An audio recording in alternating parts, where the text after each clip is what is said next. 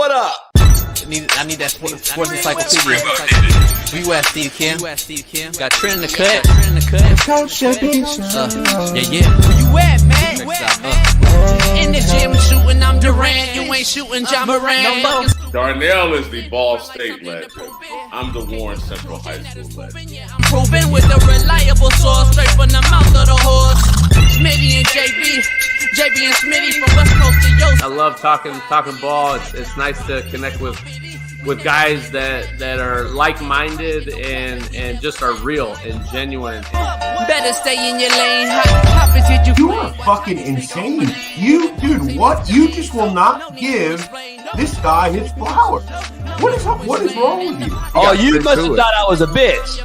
I am him. Use not it. What's the topic? When's your logic when I flow? Big Komodo, how it's talking. Got to get back to letting the baby cry a little bit to see if they can soothe themselves. That's a bar. Issues get pressed so fast it don't get sacked like bags and baggage. Smitty and Jason Brown killed it, yeah, it's a rap. We what the game's been missing, we switched it and filled the gap. I identified him after his third fight, and I said that guy should be a star. I'm so proud of the show, bro. The gap. Smitty and Jason Brown. Coach JB Show.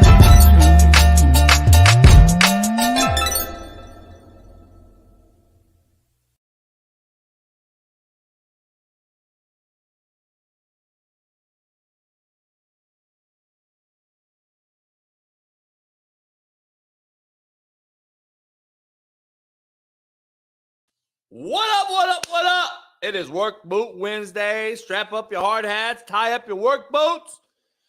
Here on the Coach AB Show with Big Smitty. Become a member today. Subscribe. Become a member of our Discord, Slap Nation. We have a hell of a show today. Keenan Middleton joins us to talk Major League Baseball's first week as it wraps up today and tomorrow. 1 week in already, and we kind of have a feel for who's legit and who's not. We're going to dive into that. Plus, we break down the Final Four of March Madness and a mock NFL's best available right here on the realest show on Planet ERF. Pound the like, subscribe, become a member of our Winnables /slap picks. We are launching live today with our picks. I went 2-2 last night, but I am 17-8 over the last week. Not a bad job for a capper like myself.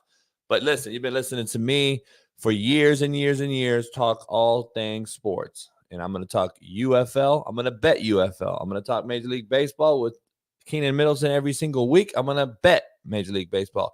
We got NFL talk coming up. We got NBA playoffs, which you know I'm betting, plus the Final Four picks that we will be betting on right here on Winnable /slap picks. We need you to become a member today as our paid site launches today. You can pay monthly. You can pay weekly. You can pay weekly and make savings like no other.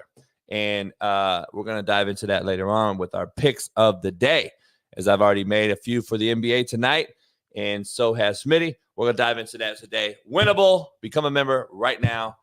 You'll see the link on the show.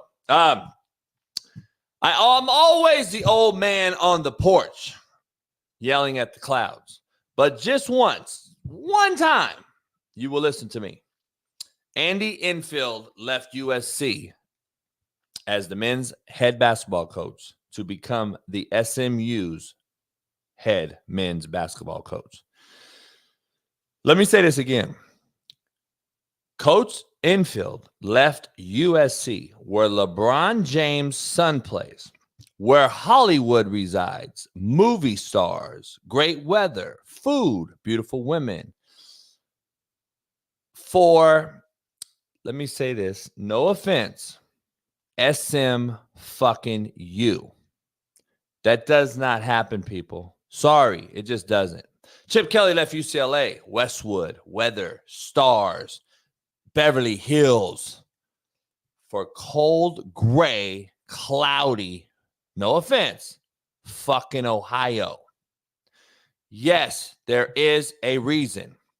If you don't want to deal with this new player empowerment movement that the NCAA, the non-caring assholes of America, has allowed, that the street agents has created, and the lack of proper guidance at home in this player empowerment movement, then you leave. Infield did not want to deal with LeBron. Let's be real. Let's keep it a buck, as y'all say. Chip Kelly did not want the headache. Either did Nick Saban or numerous other coaches who have left jobs to be assistant coaches, who have left a head coaching job to be an assistant coach. Unprecedented. Face the facts, people. College sports as we knew it is done, over, finished. No offense to Dallas people on Twitter, but stop. Fucking stop it. Please stop. Don't come at me right now this morning already. I just wanted to give you my little interlude. Please don't mention Dallas and SMU and try to compare that shit to fucking USC. Please don't. Stop. Just stop right now. Don't compare Ohio to California. Please don't do it. Not on this show this early in the morning. Do not get me already going. I just took a 5-hour energy. 5-hour energy. You better sponsor the show. Let's get into this Work Boot Wednesday, because it is going to be fire. And it's no holds barred. Iowa LSU showdown drew 12.3 million viewers, an all-time high.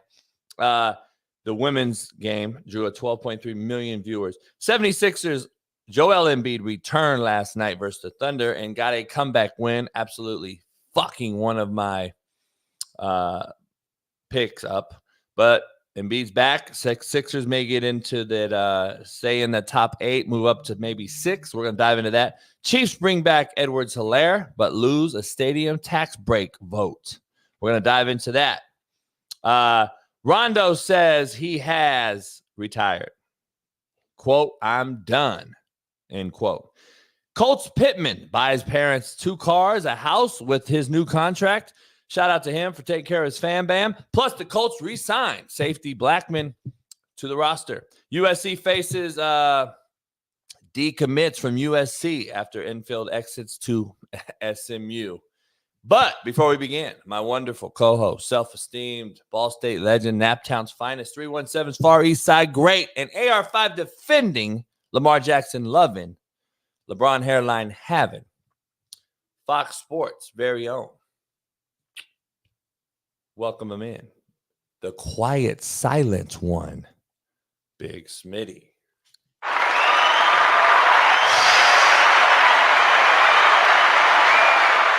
I get a text message from you now, and I just look at it as like, I just read it. Let me read it out loud. Good morning, JB. Hope everything's well. Let's get going. Big day today. Hope to see you soon. Yeah, man. I mean, you didn't even text me that. You didn't even text me that, but I just we own. It sounded kind of like pauses.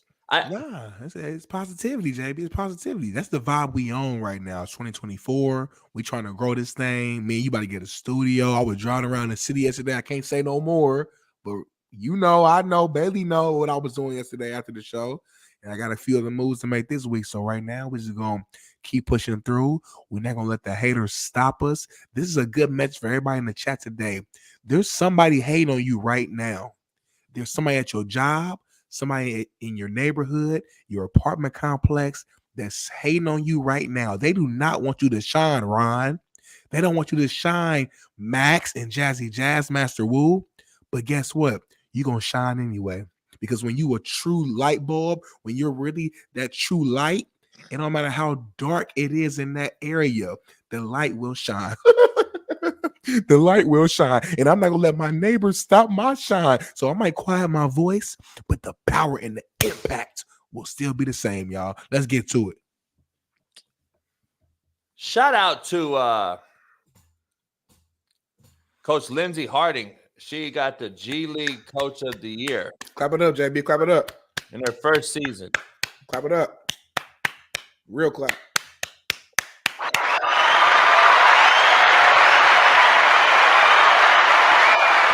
I love to see it, man. And it looks like she a sister, too, if I'm not mistaken. You know what I mean? Coach of the Year, 24-10 in her first season with the King, which is a real thing. I mean, that's the actual record. So, I mean, that's, unless the guys were just coaching themselves, that's what she did. Was earned, not given. And the fact that she's a woman, just another element to it. But at the end of the day, whether my eyes can be closed, you tell me that record, you tell me the best records in that league. This is obviously one of those best records in the league, considering it was the first season for this particular coach. Come on, man. Kudos to this coach. Man, woman, animal, bear, lion, tiger, kid, infant, it don't matter. 24 and 10. Shout out to you, sister. Appreciate you. Next topic. What we got next? See, I'm not playing today, yo. I'm taking the whole show over. If JB on that BS, I ain't even gonna let him get to it. We moving on. Next topic. Because I can sniff the BS from JB now. I've been around him long enough to where I know when he about to be on some crazy. Yeah, and I smell it right now. Look at his face. Look at his face. What? He like a badass kid where he about to do something wrong. But now I'm catching it early. I'm not even doing that. Shout out to her. Yeah, shout out to her. Why you rubbing your eyes in your face and looking around and doing a lot? I was talking to my homeboy that I grew up with that coaches in the league. His name's Andre Miller. He played 18 years in the NBA. Yep. He'll be at my funeral. He'll be at the funeral Friday. At a homie. That's all. Okay, that's cool. Shout out to Andre Miller. Yeah, Jason Hart too. My boy Inglewood at Finest in the house. Played 12 years in the NBA. I was tripping. We were just tripping last night talking to him. But anyway, shout out to her, first year coaching. Let's be equitable. Let's clap it up. Let's go. All right, let's dive into this. Quote of the day, first of all, brought to you by betonline.ag. What up, man? The real Coach JB here for the Coach JB Show with Big Smitty. We got a proud new sponsor, of course, for the second part of the year, and that's BetOnline. Continue to be your number one source for all basketball wagering needs, including pro and college hoops throughout the year. March Madness is here. Join us every Monday and Friday with Jeff Nadu as we will pick them and up-to-minute odds, stats, and trends. You can follow your favorite team's path to the playoffs with in-game live betting, contests, and all the best player props. Experience the world's best wagering platform anytime from your desktop to your mobile device. Head on over to BetOnline today. Become part of the team and remember to use promo code BELIEVE, B-L-E-A-V, for 50% off plus welcome bonus on your first deposit. BetOnline, where the game starts. Peace.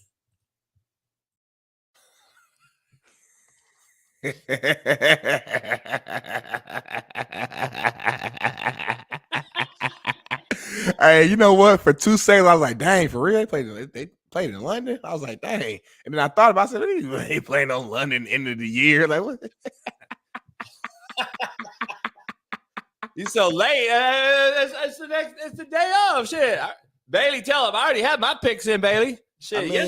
I be having other things to do, JB. I'm a busy man.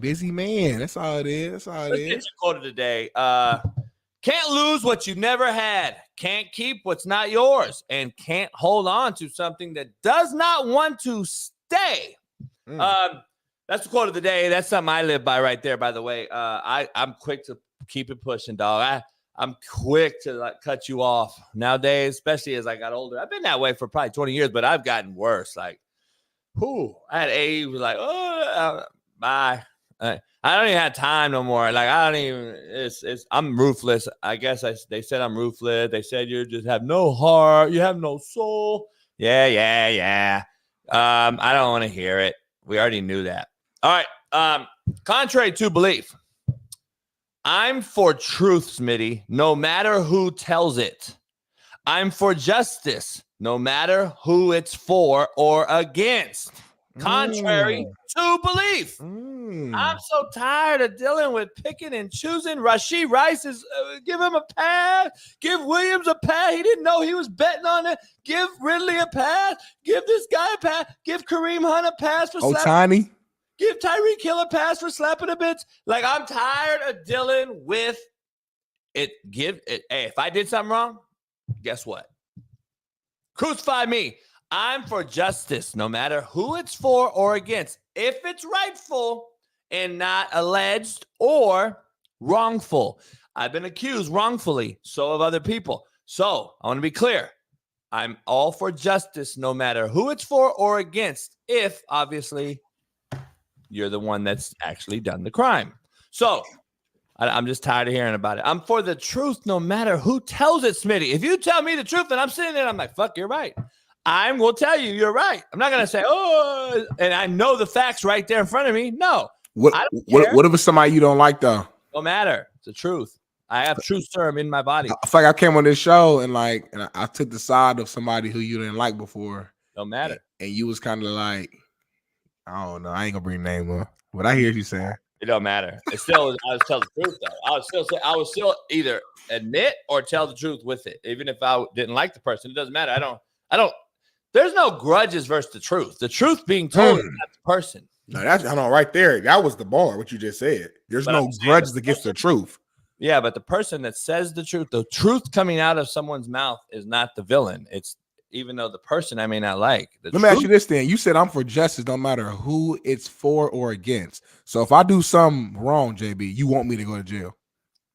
You're not a little biased because like I'm Big Smitty and I'm your homie. You ain't gonna be a little biased. I didn't say I want you to go to jail, but I'm all for justice. That might be justice though. What if you did something versus one of my people? Well, that changes the game. Well, no. Yes, for this show and my quote and my contrary to belief. Yes, if you fart in the wind and I smell it, I want you arrested. So thumbnail for this show, for this entire show. JB wants Big Smitty arrested. That should be in the front of the thumbnail. We should clip this off this moment. JB wants me to go to jail is what he wants. Racist, RACCISSS show. Coach JB put out CNN. It'll be on the main thing. Might blow us up. It might, like this might be the moment that gets us to the next level right here. Yeah, I'll take the heat anyway. I already am taking the heat. Yeah, just keep taking it. Poll question. Shoot. Get ready, ladies. Would you rather have great sex with an unattractive person or a terrible sex life with the most beautiful person in the world for the rest of your life? Would you rather have great sex for the rest of your life with an unattractive person or terrible sex with the most beautiful person in the world? How unattractive? Like horrible. Ain't no question. You don't get to pick unattractive. Because I know Smitty. Well, shit, if she got ass and titty, I don't care about her face. Like, no. She unattractive. She looks like fucking Gargoyle, the one bitch that we always bring in. I'm just saying. Horrible. But she got that bomb, wet, gawk. Yeah, well, I would all that. She got all that. She's sunshine. She's sunshine from Harlem Nights. If you haven't watched Harlem Nights, you're not a real brother. A.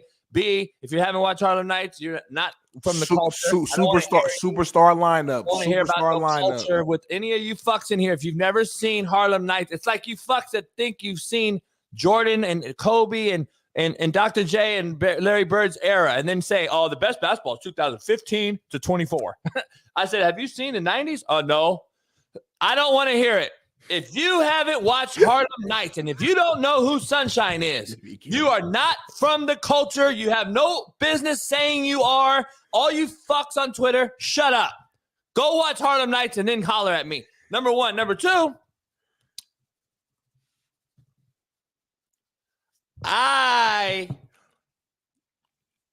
you got to debate, Smitty. Go ahead. I mean, I know my answer. Gawk, wet, sunshine, and she looks like hammered dog shit. But you could have the most dry, boring, shitty. She don't want to suck. She don't know how to get no head, and she bad as fuck. You can walk her in the mall, but you at home, you like, fuck. You gonna end up cheating with Gawk anyway. Keep it 100. You know why, JB? Go ahead. This question is flawed. No, it's not flawed. The reason is, JB, is because I would never know how amazing that sex is from that unattractive woman because she would never get this right here. Read the question. JB. You can't let everybody get this right question. Here. It's already happened, Smitty. The question is, you had both. Now pick. I'm going with the baddie. Because I can make adjustments. I can do things. At the end of the day, hey, lay down. Just lay down and I'll take care of it. You can't take care of it if it's dried up and shitty and no enthusiasm. She's not a willing participant. I hear you, but like the visual matter, I can't look at like Shorty and I'm just not like. That's why cats cheat. That's not why attractive though. Girls cheat when the dick's garbage. Guys cheat when the pussy's garbage or unwilling to be the freak in the sheets that he wants or desires. That's what happens. So ain't the only reason. You already lost. That's the only reason.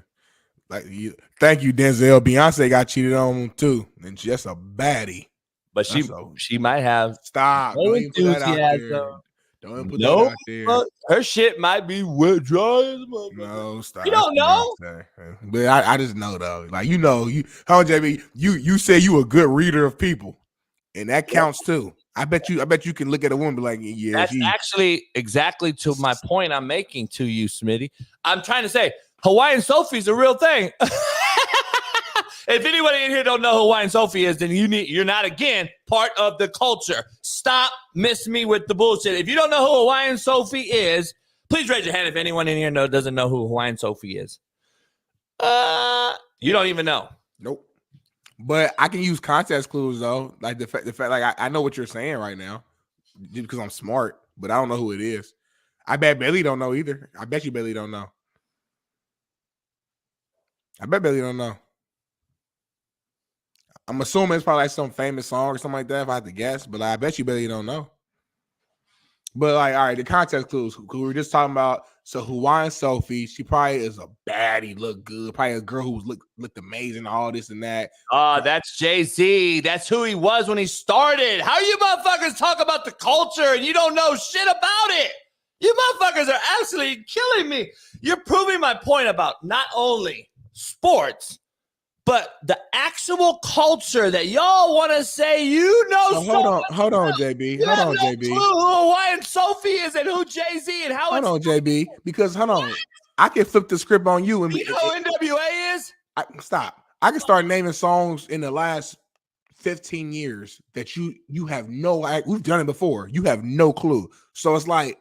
So now JB don't know the culture because he don't know every single song by every like. Come on, bro. I know a lot of songs and movies and every. But sorry if I listen to everything you listen to. If I ain't watch everything you watch, like come on, JB. Song. It's not even about a song. It is a song, though. I know, but it's not about a song.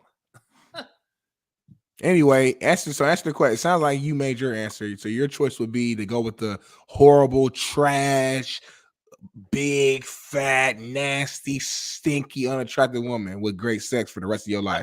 Can we read the question out loud to everybody? Yeah, read out loud. Please read it.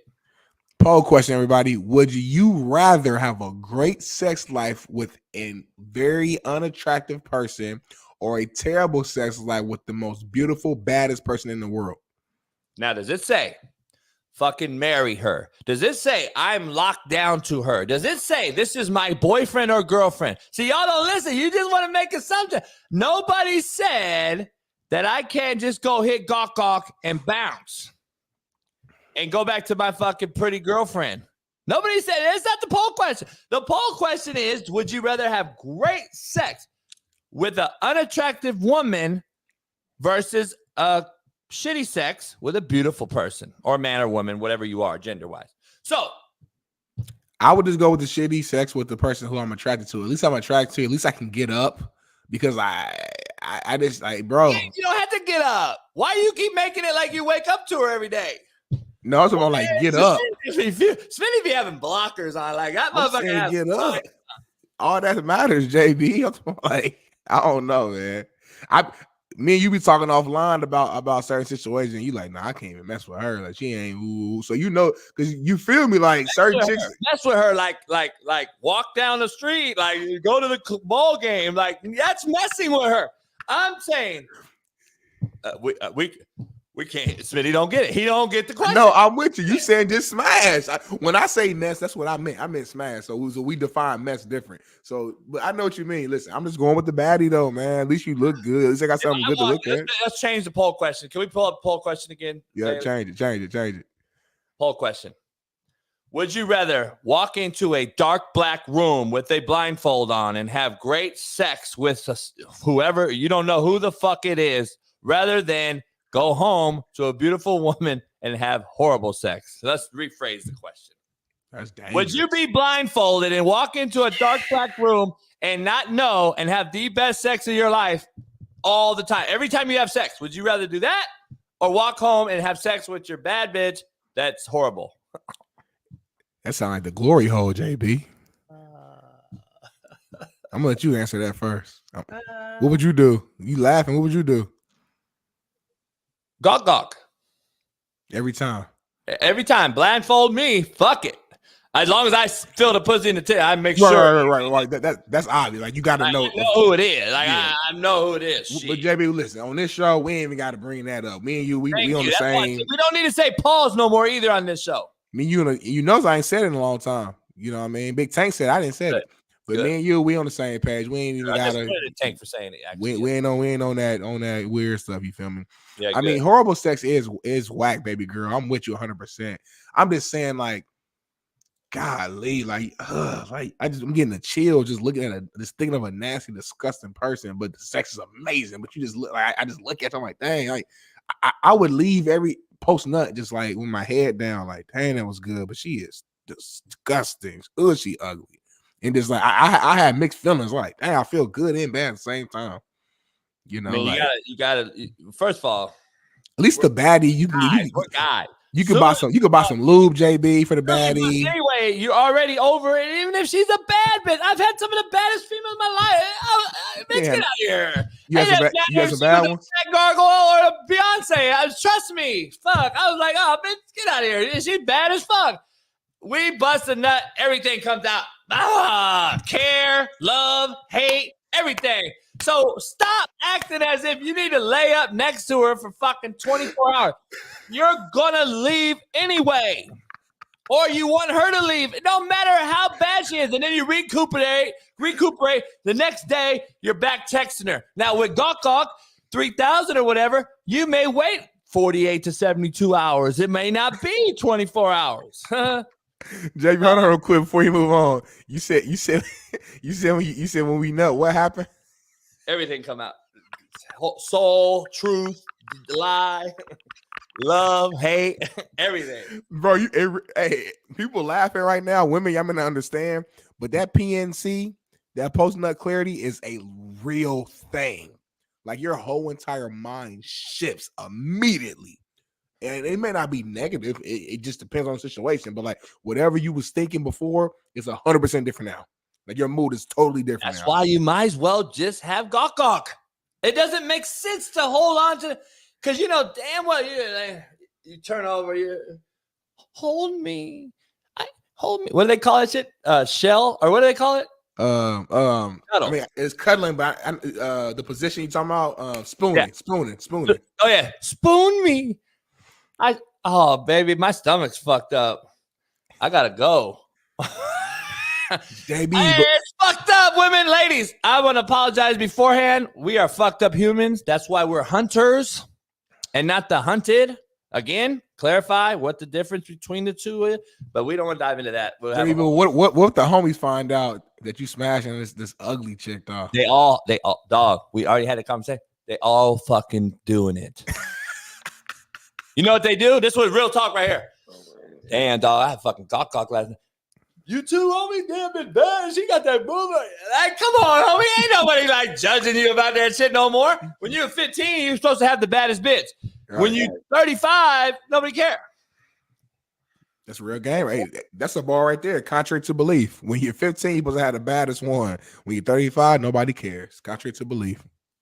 I bet online.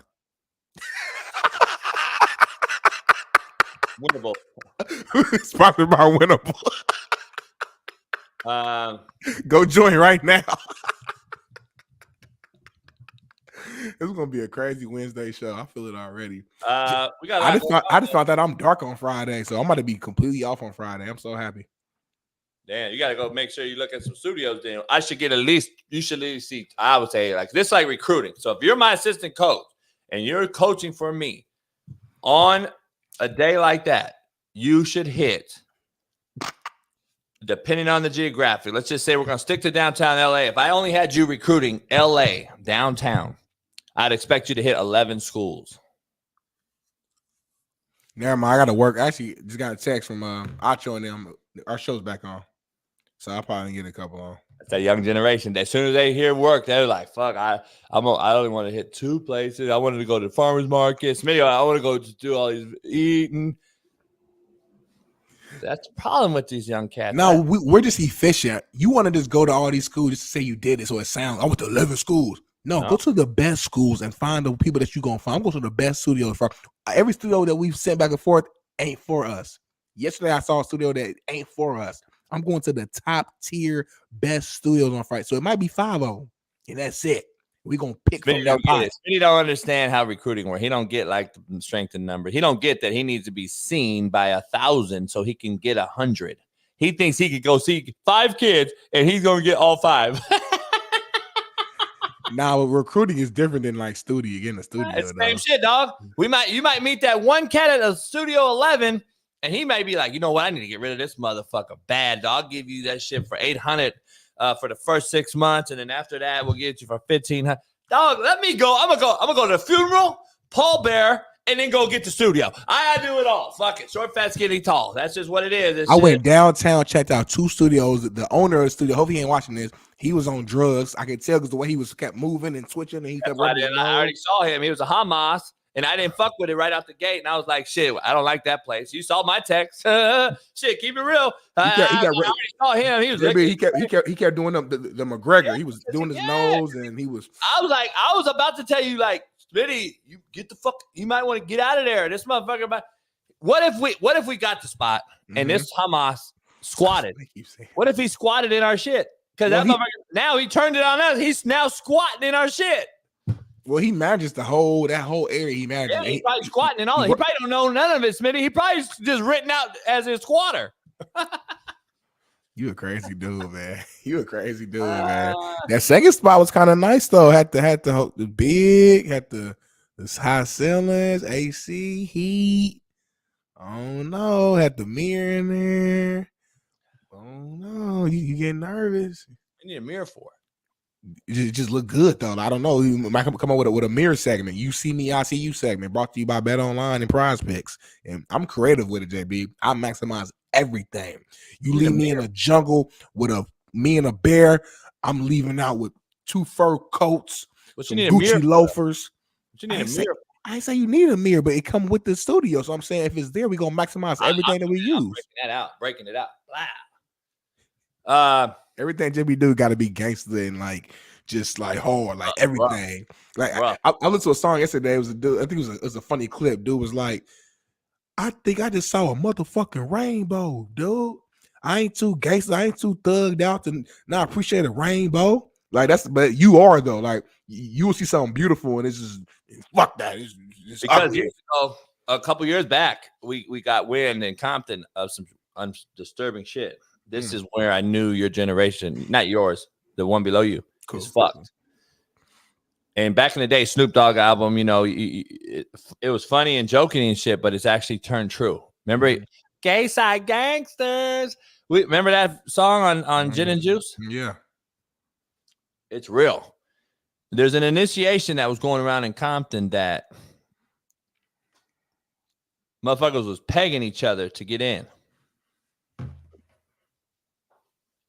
Can you believe that shit? And so OGs found out, and I'm just gonna tell you, it didn't end well for the youngsters. And that is where y'all generation is headed. Gang banging is an initiation to get bent over and get fucked.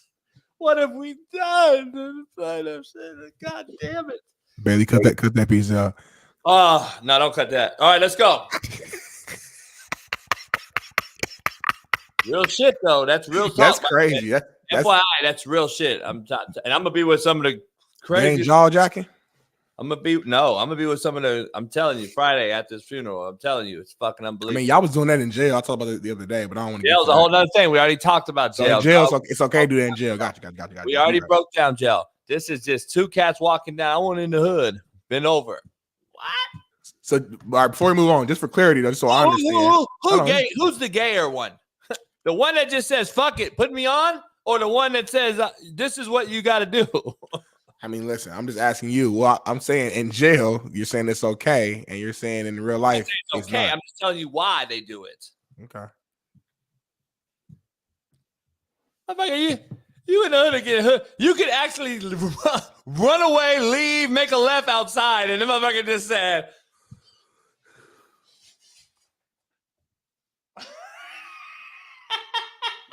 JB, you do that with your AE every week.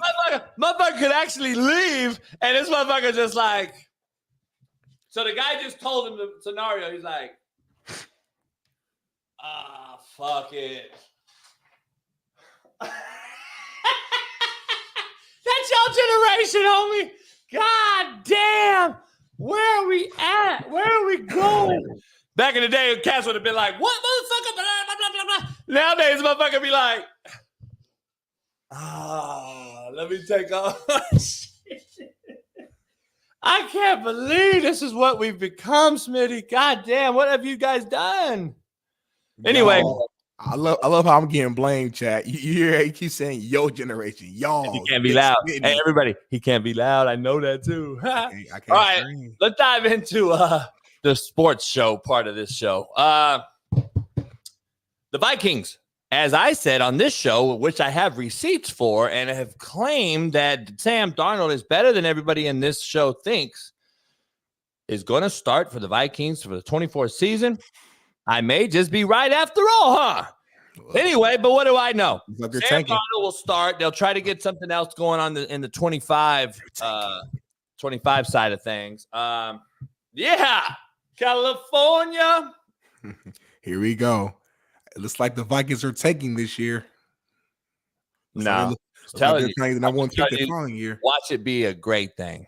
Watch it be a great. It's going to resurrect his career. Shout out to whatever the coach's name is. You biased because you coached against them and you know him, stuff like that. No, I just been saying for a while that the dudes hasn't had any shot. Y'all are so quick to give cats so many shots. Every time on this show, y'all talk about, well, Coach JB, he doesn't have receivers. Yeah, you motherfuckers have been making excuses for Justin Fields for 3 years.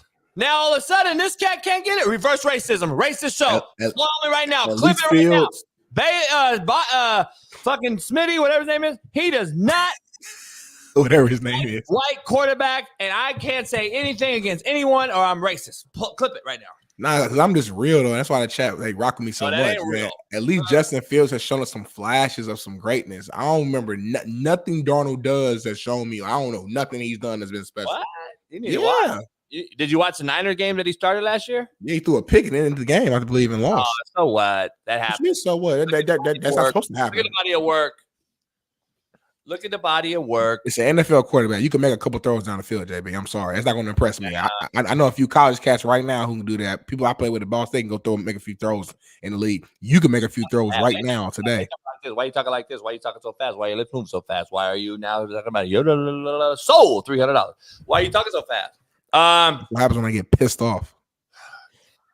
When he talks fast, everybody is when he want to yell. So everybody knows now what his routine will be until we get a studio. He just gonna talk real fast. That means he mad. Have you guys seen just the other guys? The other guys? Oh yeah, with the Rock dies in the beginning. And they jump off the roof. You see when the cop they were at the funeral? Yeah. Bailey, can we find that anyway by chance? That's one of the most underrated funny movies, honestly. Though I like it's when what's his name? What's the fuck this guy's name from? Is The Rock and Samuel L. Are they partners at the beginning? What's his name from Beetlejuice? Him and Samuel Jackson. They're in the funeral after those two died though. They're at the bar. Yeah. And what's the dude's name? The cop, the chief. Oh, I know exactly what you're talking about. I just can't remember his name. I know exactly what you're talking about. The chief of police, Michael Keaton. There you go. Michael Keaton's like, shut the hell up, you guys are talking. They're about to fight in the bar. They all have their suits on. You don't do that in a funeral. Stop fucking fighting. Right? We're still in there swinging and stuff. That's Smitty. Hey, my favorite part of that movie, I think Will Ferrell I think it's the same movie. Will Ferrell was trying to explain his story of him in college, and he was really like a pimp. Like, I think it's the same movie, if I'm not mistaken. He was a full-blown pimp in college. Good movie, y'all. Go check that out. Gator. Yeah. Let's dive into a real coach real quick before we move to the next part. I want to show you a real coach before I show you a fake coach. Okay, show me a real one. Morning, man. Morning. Man, welcome, man. Welcome, man. It's good to see a couple old faces, a couple new faces. It's good to see the people, man. Go ahead, sit down, man. Sit down somewhere if y'all got a place to sit. Welcome to the first day of the all-season program, man. I just want to let you guys know we're going to start this phase one thing out, man, but I want to give you a couple staff intros. You got a little Jimmy Lake, our defensive coordinator. Come on down, Jimmy. We got Zach Robinson. Straight shitbird. One of the biggest shitbirds in the business. I got his cell right now. We can't stand each other. Jimmy Lake is a bitch-made cat. FYI, let me throw that out there. Call him right now, put him on speaker. Coordinator. And we have Marquise Williams returning as our special teams coordinator. Young Keese. Marquise, a white boy? The next thing, man, let's talk about this, man. I want to be world-class in everything we do, and not just I. I'm talking about Terry. I'm talking about all hands on deck with all our coaches. I'm talking about Ryan. I'm talking about Kyle Smith. I'm talking about everybody across the board, this building, Arthur Blank. I want to be world-class in everything we do. The eyes, though. And I'm really going to put a wholehearted effort to doing that, right? We're gonna identify some problems, and we're going to attack them. We got a whole lot of things you're going to see around this building that's being changed, but I want to have a world-class environment. And what does that mean, man? Let's talk about the plan. It's going to be a team and a family environment. A team and a family environment. Pause it right there. Pause. The real pause. Do you see a fucking podium where this man is having to fucking go back every 5 seconds and look at a fucking book? Are you looking at this man, coach, genuinely? Like I said on this show and everybody came at me about the whole Robert Saleh thing. Does anyone see this motherfucker holding a book or coming to the middle of the podium to look at something and then talk? No, you don't. You don't see that. This is genuine coaching. This is how it's done. This is how you capture the audience of men in the men's league. You don't look at fucking books. You don't look at podiums. You talk from the heart. You already know the plan, and now you are going to get it executed. You don't talk about shit that you're making up on the fly. Thank you, Bailey, for showing that. You get some passion behind that. Job addressing your first team meeting. Can never, ever use a fucking podium and you can never read anything. Not in your first addressing of your team. You can't. I don't think that speech from Saleh was the very first speech. I don't think. Huh? The one that Saleh did, I'm not for sure if that was the very first podium speech of the entire. No, I saw his first speech though. It was with the podium and word. Either way, he had the podium. When he first addressed his team last year or 2 years ago, it was using a fucking thing. Everybody's different, Jay. Everybody's different. You think Belichick reads a fucking book? Belichick got fired on his day off. Parcells read a fucking book in front of everybody. Hey, come on, man. These some old cats though, JB. You the one said you believe in the Jets right now. You think the Jets about to ball out this next season? Well, yeah, I believe in the team. I don't know about. Well, that's the head coach. That's the head guy. If he don't win, first of all, the offensive coordinator still being there, Hackett, blows my mind. Number one. Number two, Saleh's done. You and I would probably agree. If I had to bet $1 million, if somebody said, "Hey, I'm going to ask one question to Smitty, what is his answer going to be?" And I'm like, "What's the question?" I'm going to go in there in the other room and ask Smitty, if the Jets don't win, Robert Saleh will be fired. Hell yeah, hell no. And I would say for $1 million, Smitty would say, hell yeah, he would agree that Saleh is going to get fired. Would I be wrong? You think Saleh keeps his job if they don't win this year? If they don't win the Super Bowl? Period. Just go deep in the playoff, winning. Like, they didn't make the playoffs last year. Yeah, I mean, if they miss the playoff, he's definitely gone. If they get knocked out first round of the playoff, he's definitely gone. I think they have to. I think bare minimum they got to win a playoff game, and I think that might save them because the Jets bar so low. The Eagle speech. Yeah, I remember that. I thought that's the speech you was talking about, like when you was talking about the opening speech. No, I'm just talking about. That's another one. I like fuck. That's the one that came to my mind when you first brought the whole situation up. I'm not gonna lie. I thought you was talking about that the whole time. Now let's talk about. Let's talk about sex, baby. Let's talk about another. Talk about another coach. You want to take care of the homies. You want to take care of your siblings. What's stopping you? Your coaches?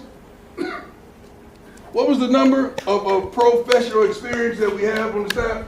Most in the country, Coach, 127 years. So you got 127 years of NFL experience in this room, been there, done that. You can glean from anybody. Everybody's here is an asset helping you to get to where you want to go. What's stopping you? Ooh. I got time today. What's stopping you? I got time today. He said, everybody here. He said, I love how Coach Prime say here. Is he a pastor? Everybody here. Is he a What's pastor? stopping you? So JB on one end, let me get this straight. No. Hold on. Hold on. Let me get this straight. I'm serious. I think he was ordained, wasn't he? I don't know. All I know is he's coaching right now, and I don't have any issue with anything he just said in that clip. He ain't got no podium. And he ain't looking at no clipboard. His phone is the whole time. His phone, he's not serious. Watch the whole video. He looks at his phone. He's got notes on his phone the whole time. Oh, he take a little peek. That's whatever. He always has notes on his phone. At the end of the day, he's walking around. He's making eye contact right now. That's what I'm seeing right now. That's what I'm seeing right now. He's in tune to what I'm seeing right now. He's in tune to what he just read. Listen. Okay. If you look at a quick note, JB, that's not. Come on now. Stop. We go back to the statement that he made. 127 years. Can we talk about the 127 years? Do it. Go ahead and pick and point with the problem you got with it, man. Because you seem to find a problem with everything that they do over there. You do. Is he talking about 127 years of playing experience or coaching? Overall NFL experience, whether it's playing or coaching. No. There's no overall. Stop missing the fucking going right over the top. Is he talking about what does 127 years of playing in the NFL have one fucking thing to do with coaching those kids? He's just telling these kids at the end of the day, if their goal is to get to the NFL, we've actually done that. And we know how to get there. We know what it's like once you do get there. And we have direct connections to the next level. So you're not going to get this everywhere else. I know for a fact that does play a role in that. And that can help a guy. That's just what it is. A player's going to respect another coach who's done it before, even if it's not NFL. Like you say, you respect coaches. You think you got to play the coach. You think coaches are better when they play. You naturally respect them when they played before. As a player, we respect you more if you've been at the highest level. That's just a fact. That's what it is. I respect Deion Sanders. I respect everything about him. I'm talking about the players. I'm talking about you. I'm talking about the players on that team. Like I'm talking about the player that he was. Let's talk about respect, though. Let's please do it, JB. We need the sound. Rewind that. Hold on. Go back. Whistle blew. Right there. Whistle's blown. Yep. Okay, maybe one more step after a whistle is understandable in practice, or now you just V-line and run out of bounds, okay? As the ball tackler, if you're in a practice that's structured and disciplined, the whistle blew. Now, guess what? I'm not going to get hurt. I'm not going to stop anywhere. I'm just going to run out of bounds now. Not do this. I'm booting him out of practice. But they can't be booted out of practice because it's the coach's son. So we have already seen multiple videos of bullshit, ruly, undisciplined structure, and you're going to be all fucking butthurt when this team is shitty. It's going to be unbelievable, dog. Like, I'm being honest. Hold on, let's watch another clip, can we? I hope we got matched for that.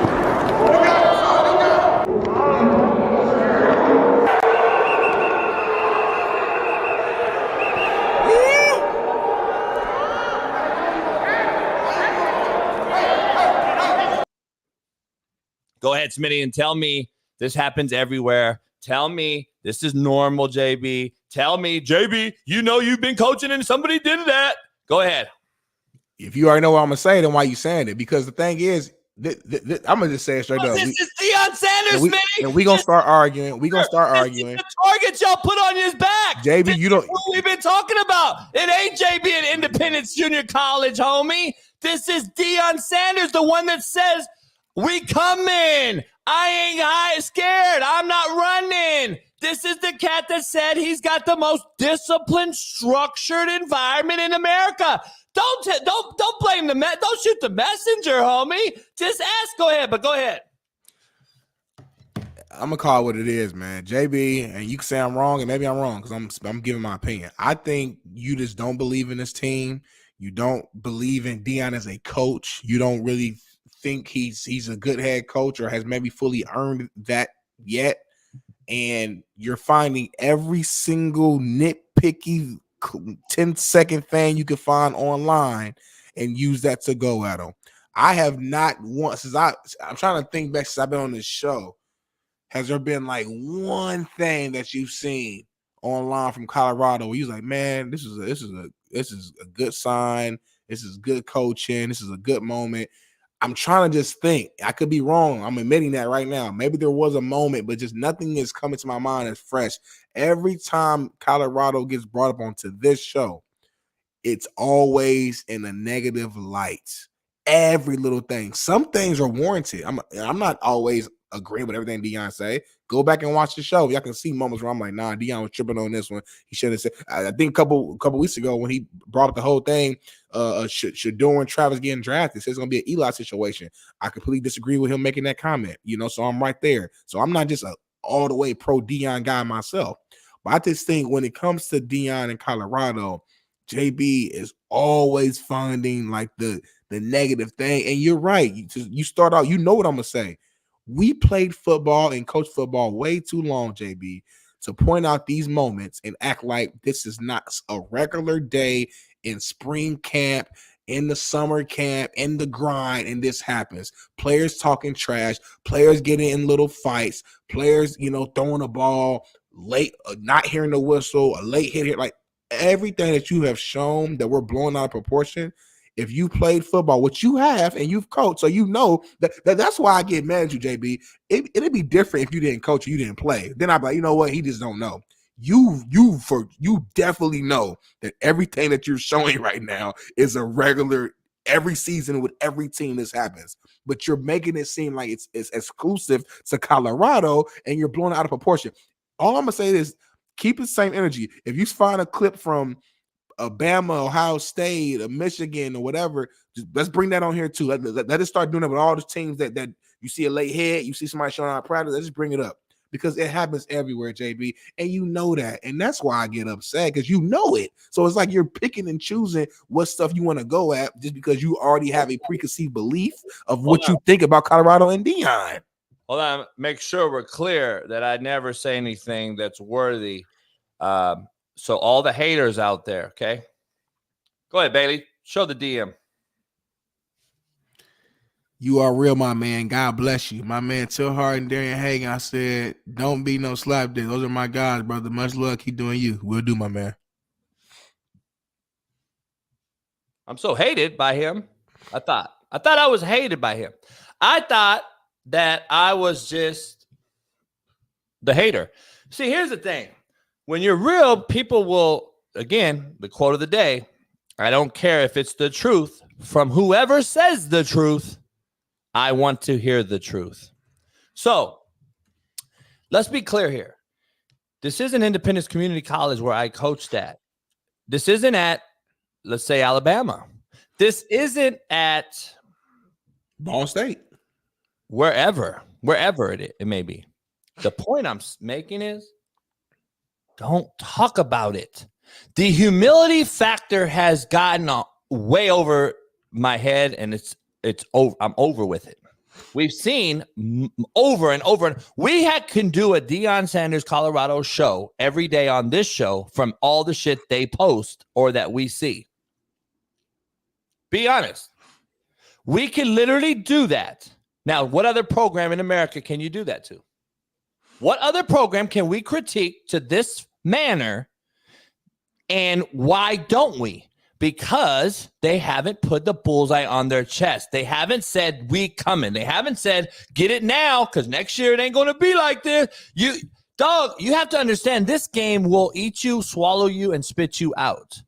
For some reason, a man of Deion's stature that's been a great, legendary player, for some reason doesn't understand that. For some reason, he has put his kids in harm's way.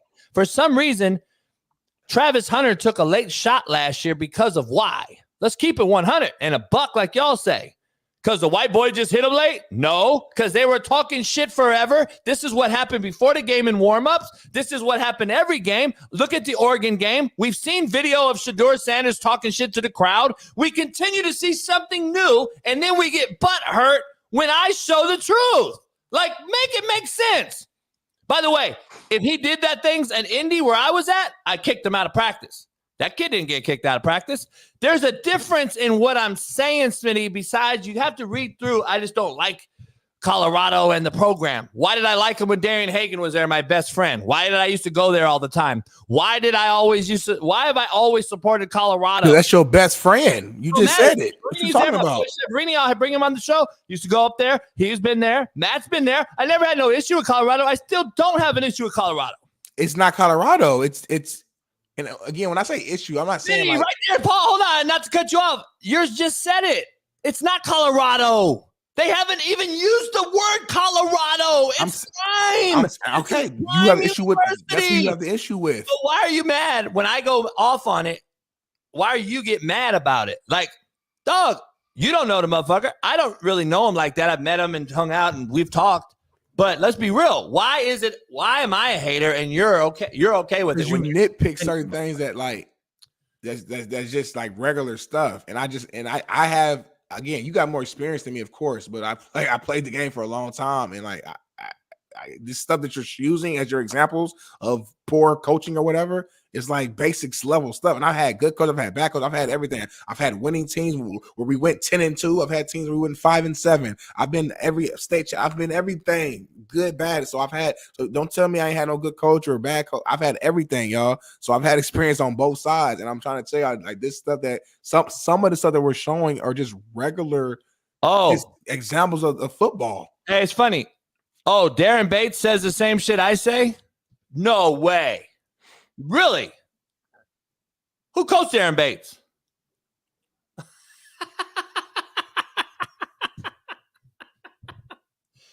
That's funny. Who do you think Darren calls when something goes down? Who do you think Darren texts? Me. That's who. I don't know what that means though. Like what we saying? Darren Bates just coached last year with the Seahawks. Just finished playing in the NFL. He's not old like me. He's not old like you. He's always your age. He just finished playing. Why does he see the same fucking thing that I'm seeing when it comes to the real nuts and bolts of this coaching fucking carousel? What really the ins and outs, the intricacies of a successful program.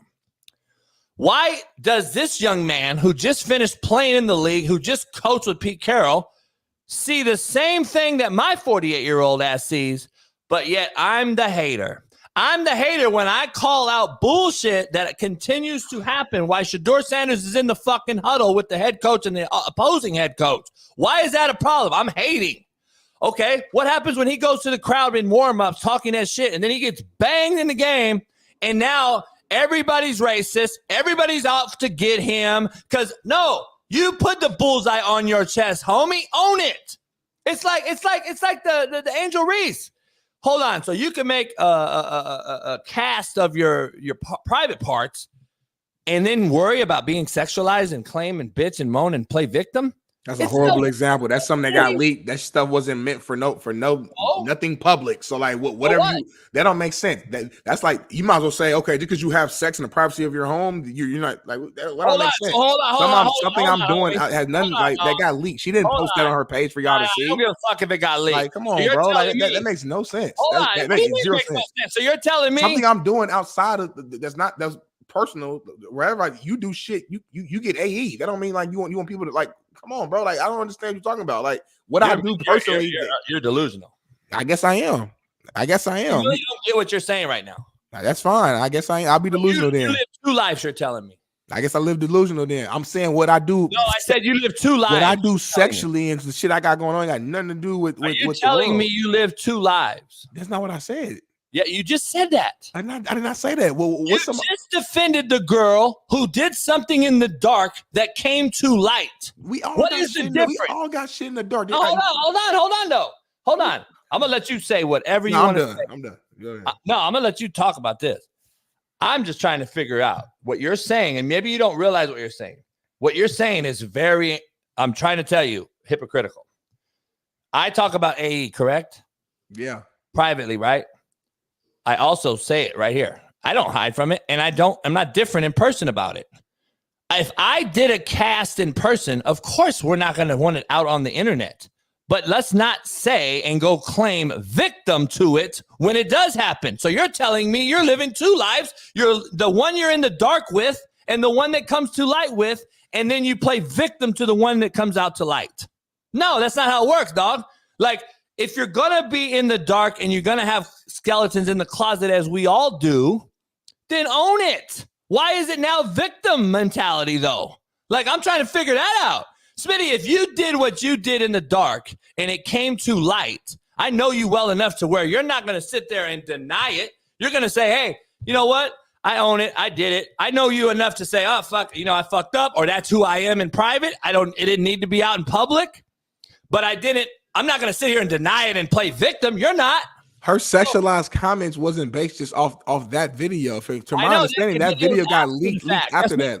She's getting all types of DMs and messages and comments. If you go to some of the stuff we can just see ourselves, some of the comments and stuff that be under her post and stuff like that is a lot of creepy motherfuckers doing a lot of stuff. Again, you can say, oh, yeah, that's become the territory, regardless of whatever answer we want to, a rebuttal we want to give to that. It's happening to her, a 20-year-old, whatever, and this is her experience. I'm saying the mode video, whatever, that to me that didn't prove nothing. That's some shit I did in my personal life that had nothing to do with the world seeing or knowing it. That don't mean I'm living a double life. Every single thing that Big Smitty does don't need to be in the public world. Everything that JB does doesn't need to be in the public world. They don't know every single thing about you. That don't mean I'm living in the dark. I'm living a double life. That means that I'm a human and I have a personal life. I don't know everything about everybody in the chat. Like, I don't know. I just disagree on that point. But anyway, going back to Deion and keeping it the main thing. I just listen, man. Like, we'll see how good the season is. I'm not saying they're gonna be a great team this year, bad team. I don't know. All I'm saying is some of the stuff that we put on here on this show when it comes to Colorado is nitpicking. That's all I'm saying. Some of this stuff that if it happened somewhere else and we saw it, I don't think it would even come on this show. We bring it on here because it's Deion and it's popular and all that type of stuff. But it's like some of the stuff that come on, like the speech you said, the 10-second speech. There's nothing wrong with that at all. But you talking about he got the phone in his hand. Like, come on, JB. Like that. It's those examples where it's like some stuff you say about it. Cool, I feel you. Like there's certain stuff like we can talk about, but there's nothing wrong with that speech. Is he a pastor? Deion, stop like you don't like nothing of it. Stop changing context. That's what happens on Twitter. Deion wasn't the discussion. It was the coach for the Falcons. I simply compared the two and showed you what a genuine guy that's been coaching a long time does compared to one that hasn't. Don't say that I started this conversation off by saying Deion's this and that and this and that. No. Yeah, but your intentions were to kind of, I guess, shed light in one side, but also dim the light on the other side. Your intentions were not positive, JB. Like, let's keep it true. Let's keep it 100. Like, your intentions was the joke about how poor of a speech this new quote unquote head coach in Deion was doing compared to Raheem Moore. That's like we ain't got. Let's keep it. That's what it is. So I'm saying, like, if we go back through all our shows when we brought up Deion, you will see it happen. I wonder if I could pay Bailey $100 and just have him go through 15 episodes of you talking about Deion in Colorado and put together a mega reel. It's gonna be all negative. Like, I'm not making this up. Like, this is a fact. Negative though.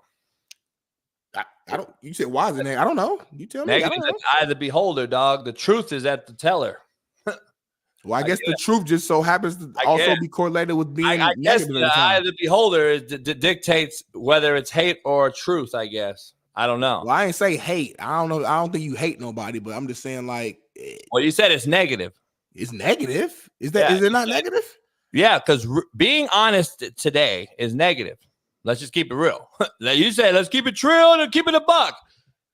Telling the truth now is negative to all y'all generation. Let's just keep it a buck. What you're saying is subjective though. So when I was criticized, or when you're criticized at Fox, or when Nick Saban was criticized, or Bill Belichick was criticized the fuck out of the last 2 years for losing, it's not real. It's hate, right? Oh, you know what? Great example. JB, do you feel like people hate on you? You came on the show and said people. You said you're blackballed so many times. So I don't. It's not hate. No. Actual evidence. Okay, let me ask you this then. So is everything that people believe about you, is it true? No. Okay, then. So, that's not the same thing. Let me finish real quick. So just because somebody says something about you doesn't mean it's a fact. So just because you say something about Deion don't mean it's a fact. Don't mean what I say is a fact. It was a fact. It's opinion. So again, when you say the truth is negative, who defines it as the truth? That's your opinion. The outcome. It ain't no truth. It's your opinion. The final outcome. No. I have proven my final outcomes after Netflix. Everyone that knows me or coached for me or played for me has come on this show, has shown people this is not what you all saw on Netflix. I have a book and 1,000 other things to show or combat the common hating naysayer out there. My book has been written, or my story or my chapter, whatever, unless there's a new one that's about to be open. Who knows? But I don't use mental health and these excuses. I own it. I have the receipts. I accepted it. Or I say, this is what it is. You don't sit here and see me hiding, ducking, humming. I've been on multiple shows. Motherfuckers be like, well, if you want to answer. Well, you asked me on your show. If I'm on your show, I'm saying what the fuck I'm saying. The same with coming on my show. I'm just like, I don't use anything as a crutch or a fucking excuse. It is what it is with me. Straight down, raw and uncut, straight down the middle. There ain't no fucking weaving and moving. There ain't nothing. There's a difference, a full-on fundamental difference in what I say, what I do, and then what I say about others and what others say about me. There's a huge fundamental difference. The bottom line is we have seen the product to completion. Until it's different, that's the truth, is it not? My last season was 2-8. So you're a horrible coach. So you're a bad coach. My last season on my resume, Smitty, is 2-8. So what does that mean? I will retire or resign or be done coaching or be blackballed with a 2-8 season. That's the last time I walk off into the sunset. So if somebody came out and said, man, JB's a trash coach. He's overrated. He won one championship. But after that, he had 2 baskets. His last, he was 2-8. And he talks all that shit like he was such a great coach. It happens every day. But is that true, though? My last season is true, right? I'm talking about record, Smitty. I'm talking about if you discuss my last season, right? Yeah. And I went 2-8. That's fact. That was my season. Just imagine that season being 2-8, and the year prior when we won it all, I'm talking shit about everybody and saying I'm coming after you next year. We're going to go undefeated, and we go 2-8. The truth is that I talked the talk, but I did not walk the walk. That is simply the point I'm making. Until this man and this program does something different, it is the truth. That's all I'm saying. So, like, they will only remember your last, Smitty. You know that. I know that. There's nobody talking about Monday's show. They're going to talk about today's show tomorrow. They're not talking about last week's show. They're not talking about when Urlacher was on or Coach Yo. They don't care. And I'm just trying to make that point. I also did not put that target on my players' backs so flamboyantly that I was going to set them up for failure. That is the other issue I have as a coach. That is the reason you don't do it, because at the end of the day, it's about the babies, the kids, not the coach. It ain't about me. It's about us. Everything I see in that room is about what I have. I have 167 years of NFL guys in here. I have this. I have that. It's about the babies, the kids. This is what it is. If the kid throws the ball at the player in practice, the only way he learns is throw him out, not keep him in. Like a dog pisses on the carpet, you rub his nose in it today, not tomorrow. They won't know why you're rubbing their nose in it. I don't understand why people that never coached, never played, never been in the battle thinks that I'm hating when they're casual fucking betting fucking fantasy players. Like, come on, man. Stay in your lanes. You guys have no clue what we're discussing. Smitty played for his whole life. I played and coached my whole life. There is a fundamental difference in a locker room than you casual betting fans that have not a fucking clue what we're talking about. So I'm just going to be honest. Like, there's a huge difference in telling the truth and hating. And I think we broke that down before on here, but I'm a hater. And guess what, Smitty? I think you know deep down I'm not a hater. You might fucking think so on certain things. But at the end of the day, I will live with it. I'll live with being called the hater if that's what it is. Because at the end of the day, I'm not going to change, and I want to be buried face down, so y'all can kiss my ass. I don't think you're a hater. I just think once you believe in something about somebody or a program or a team, that's what it is for a while until maybe something changes. So like, for now, I will eat crow and admit, okay, Smitty, you did it, or Deion, you did it. Yeah. So I think if Colorado goes out here and wins 8-9 games, I think you'll be like, you know what, this and the third, there'll still be some criticism, but I think you'll give them some praise. 100%. Why would I not? Why would I not? Why do I have so many coaching friends in this business? Why do I have so many people in this business that reach out to me that you've seen, everyone's seen? Why would they do that if I was a guy that just totally was like, you're an asshole, Lane. Fuck you, shitbird, Sark. Like, dog, people know the real. They just can't say it because of the job titles they possess. Right. And that's the truth. And this is what the casual don't understand. So it is what it is. But I'm not going to change. Like, I'm not going to sit here and, oh, fuck it, man. It's too much pressure. I'm not Lizzo.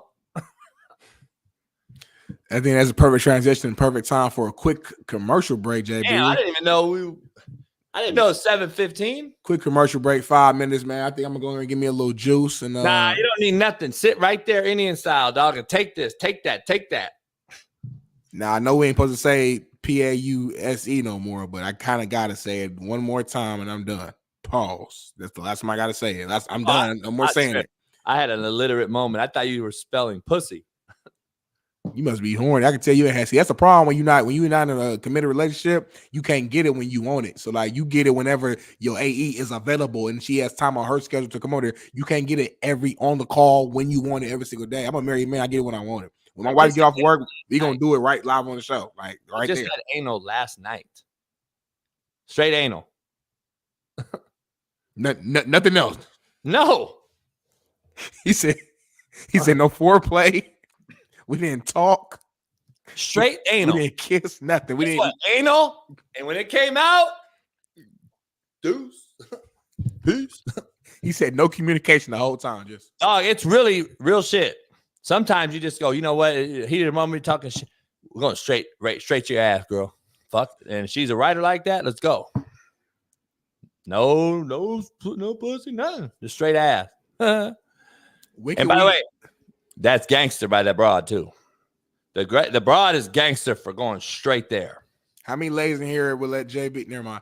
When can we get the AE to show her face on here and say hi to everybody? We don't do that. We don't show and tell around this motherfucker. What is it?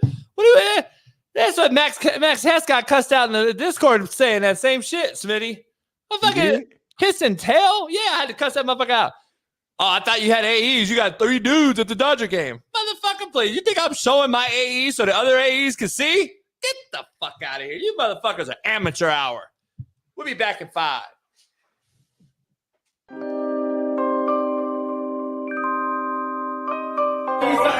What time did we start the show 4 years ago? What time were we doing it? How long? 4 years ago? I don't know. It's pandemic. It was. It was before COVID, homie. What do you mean? COVID had shit, homie.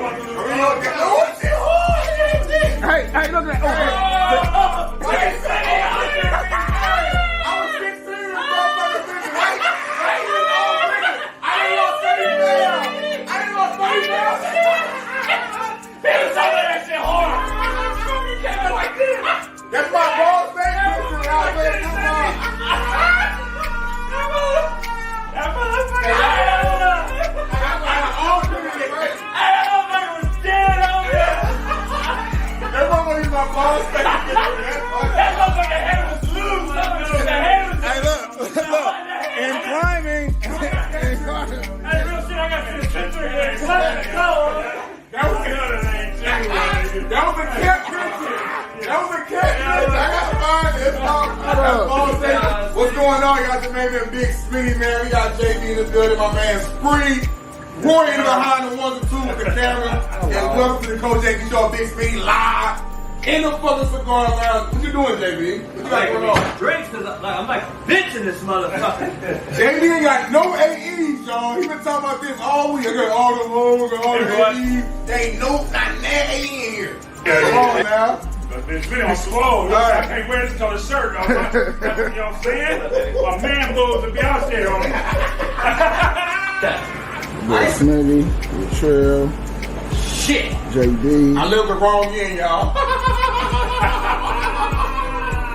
We turned up, y'all. It's all good. Players fuck up. I lit the wrong, I cut the wrong side. Ah, damn, this motherfucker's drunk already. I just smoked other cigars. I've never done this before in my life. I'm nervous. I don't know why this shit ain't hit. You're nervous. Wow. No, take that off. Because you don't smoke it that way. Throw that out. I can't wait till cigar. Man, I gotta stop 3,000 cigars for this motherfucker. I'm the guy that has to do everything around the motherfucker. I'm carrying the whole fucking squad. I got it right now. I like this side though, JB. Yeah. Yeah. 17. He can't hit the big boy. Everybody stop playing with me. I don't smoke like that though. Everybody know that.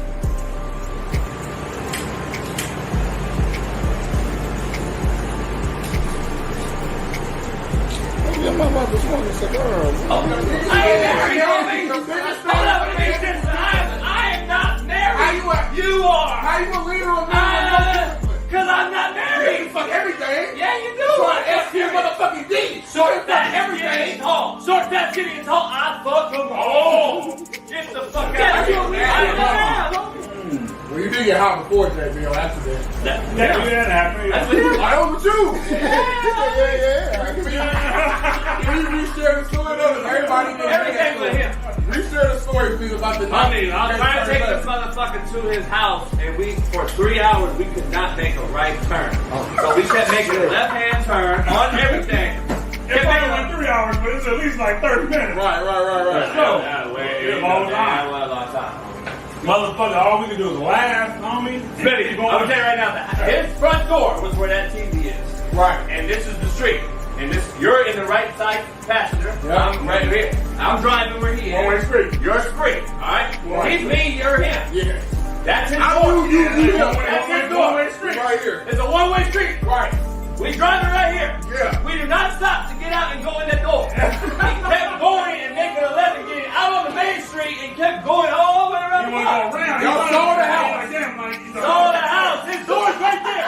He couldn't see me stop after he motherfucker kept hitting. That one stop the switch and you drive to the hill. He couldn't drive, homie, so he looked at me, I looked at him, his motherfucking eyes, his blood stopped raining, his head started falling back on the seat. He couldn't even hold his motherfucking head up. I wouldn't hire you to the motherfucker said.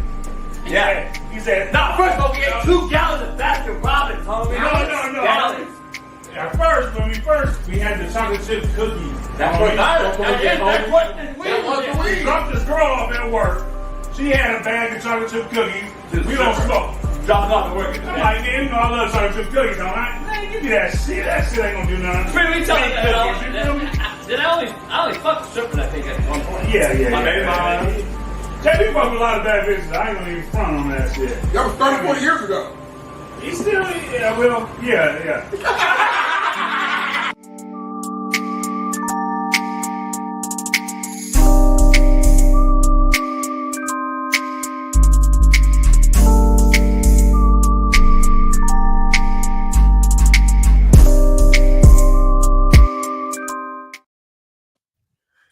Hey, we was lit that night, boy. We was lit that night. Shout out to Roy for getting the film. I like that song too, that little instrumental. Like, do we got that just handy? Can we just play that whenever? Right, we just got hit. Thanks, Bailey. What, the instrumental? I'm just fucking with. That's a bang. I like that. I might have to freestyle that. See, that's hater. Yeah, that's hating. I might have to freestyle to that beat though. That beat Yeah, it's fire. too slow. You're not cerebral enough to slow down your flow because you got to go fast because you're just like gonna throw shit out there. You know what I'm saying? See, that's hating. See the difference? See the difference? Now you're catching on the difference in hating and being honest. See, there's a difference. I'm hating now because I just told you what you cannot do, and I don't even know. That's hater. The chat know I spit bars. Everybody know that. Like, that's known. That's known. Shout out to Roy for getting us those videos we put together. Bailey put together. Shout out to everybody who worked behind the scenes on the Coach AB show with Big Smitty. We carry Big Smitty basically from a day-to-day opportunity. He's in there very silent right now because he can't talk. He can't move around. He's in a very locked up situation. So we'll carry the show until we get a studio. And then, and then I'll take it from there. Then Smitty will take it from there. Yeah. I don't want to like overstep the show. I want JB feeling smaller than what he is. You know what I'm saying? It is the Coach JB show. Before I joined, it was the Coach JB show, like before me. So now I'm in the title. I don't want to like overshadow the superstar because then you get a Kobe and Shaq situation, and we only get 3 rings. We could have got 5 or 6 together. I'm trying to maximize these rings, so I'm gonna sacrifice my role and sacrifice a little bit of my greatness just for the betterment of the overall show and the team. That's what a real deal leader does. So that's all it is. Let's dive into some of our picks for tonight. Winnable.com/slap-picks is where you guys need to go. Become a member today. We're starting our launch campaign, and we are going to have professional bettors on our site. We're going to have our great picks. By the way, we're about 65% win versus loss right now in just the last week and a half since we've launched Winnables and the free picks. Now we're going to go to real picks, and we're going to give you inside information. We're going to have players on the show, not only UFL players that I've coached. They're going to be on the show. We're going to talk about not betting, of course, but we will be betting on the UFL, and it'll be inside information that no one else will have. So we will give you some inside information. Are we going to be 100%? No. Who is? But we are going to give you some real betting talk and our picks, which, frankly, been winning a pretty amount of money. Last night on Prize Picks, I sent Bailey a prize pick. My prize picks, Steph Curry of all people, fucked me. And I had him at 27 points over. He had fucking 13 points, Smitty. Look at this. Smitty, I would have won fucking $500. I'm telling y'all, I win all the time. I win on Prize Picks all the time. You can connect Prize Picks to our Winnable. I clearly just won. I won $28 last night on a $10 bet, okay? $18 profit. Cool. But guess what? Goes into Kitty. Now tonight, I'll take that 18 and I'll fucking bet another 18 on some more picks that we'll give you tonight. But let's get into Winnables real quick. I want to dive into my picks and my picks of the day. Slap picks of the day. Slap picks of the day. Last night I picked the Lakers. They won. Mm-hmm. I also picked the Houston Rockets to cover 7.5. They won. Yep. I lost a disappointing one. I picked OKC without their best player, Shai Gilgeous-Alexander. I picked them to win without him, and they were up the entire game, Smitty. And Joel Embiid gets a steal late, shoots a couple free throws. OKC loses without 2 of their best players.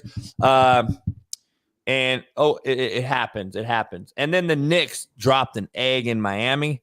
So I went 2-2 last night. But listen, 500 in betting is better than the average national 40% average, just FYI. Now, tonight, though, Lakers on a back-to-back. Some people may not like that. Washington just beat the Bucks last night. Doc Rivers is in some hot water, just FYI. But the Lakers will put it on the Wizards tonight in a back-to-back because the Lakers know they have to have it because Golden State's one of the hottest teams in basketball, and Golden State's breathing right down their neck, and they're about to try to fight for that last couple play-in spots. So I like the Lakers tonight against their old player, Kuzma. Milwaukee Bucks, listen, it's a must-win. And it's a fucking must-win. If they don't win tonight, there's serious problems in Milwaukee. These are lock picks of the night. And then OKC coming off that disappointing loss last night to the Sixers are gonna get fucking mud stomped tonight because that was that nut, Smitty. They busted that nut, and it was it. They put it all in without GC, and it's over. Boston's gonna mud stomp them, and I got Atlanta Hawks money line. If they lose to Detroit, then they're not serious program. So those are 4 lock picks you can get today on Winnable.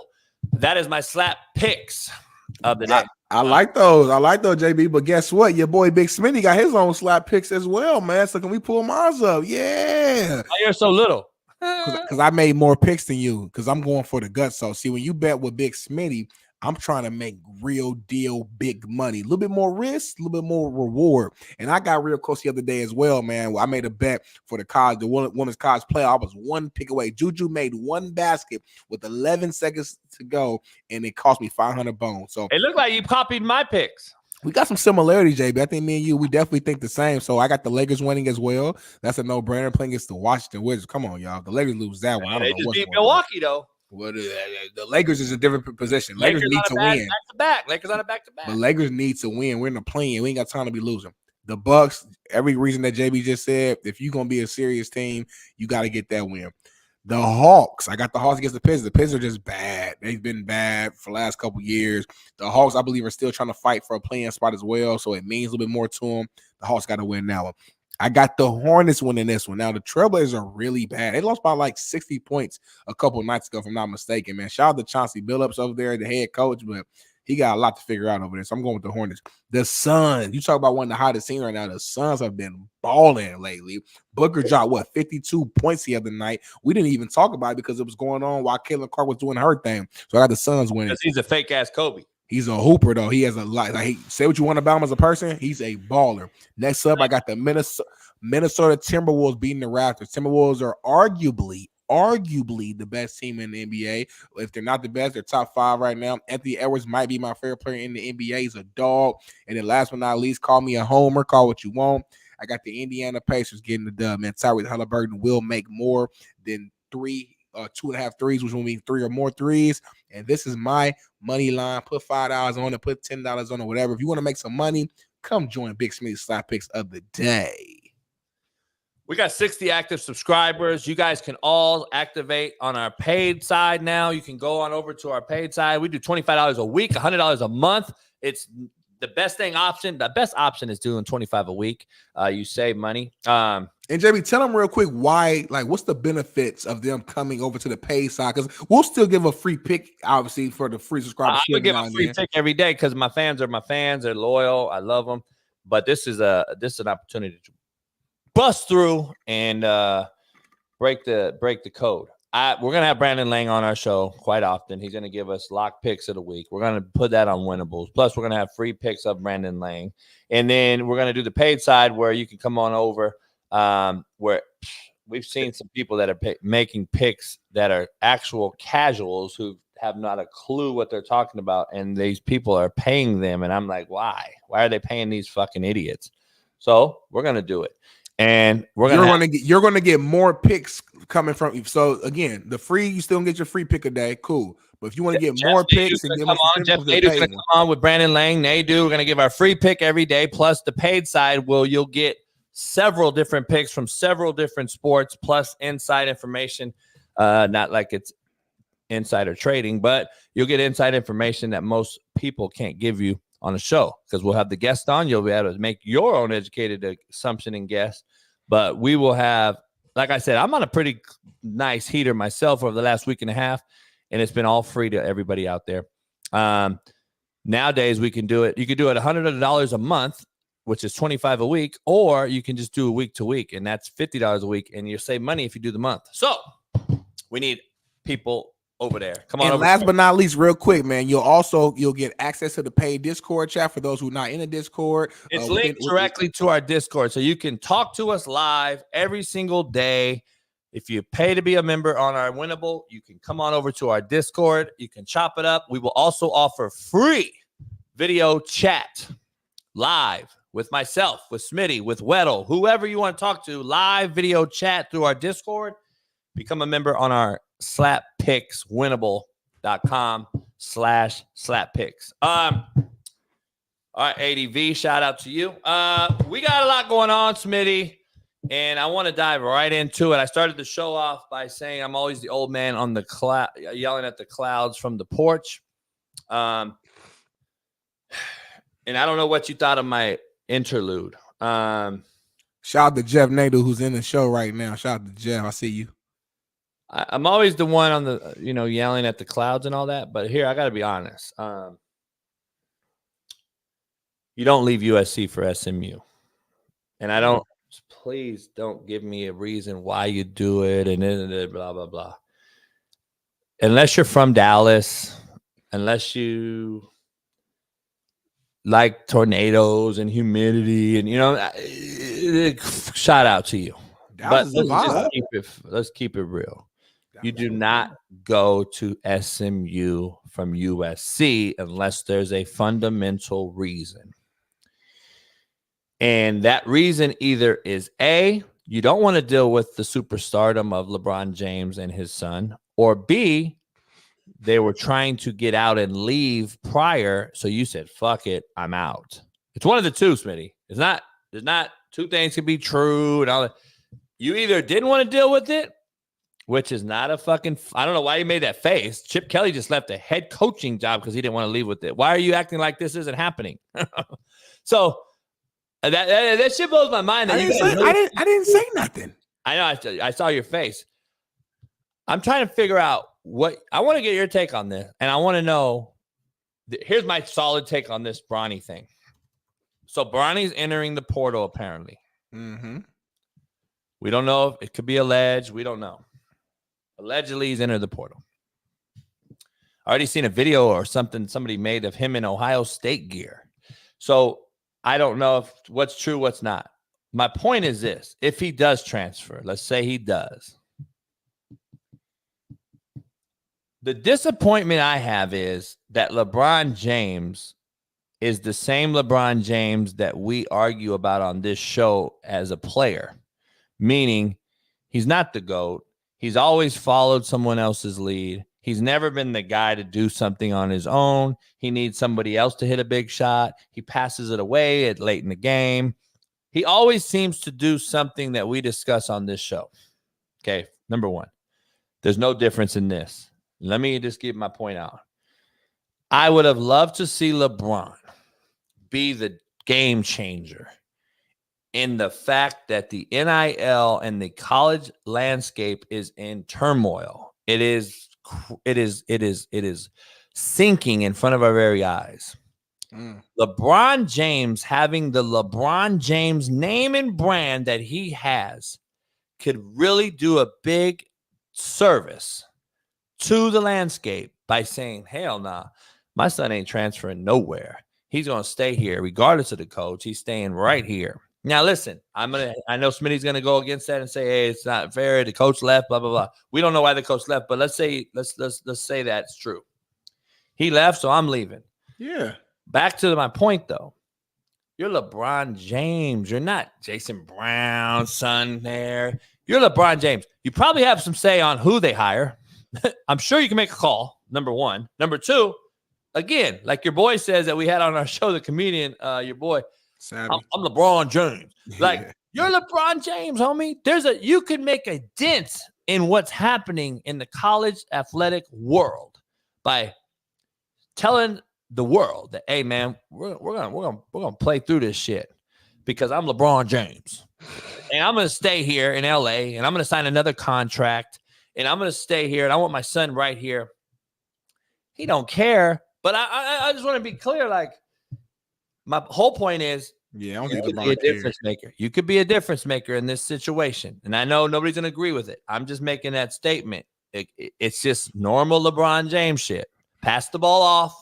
Someone else make the good decision. Someone else make the hard decision. Somebody else carry my motherfucking ass while I'll lose 6 other titles over here.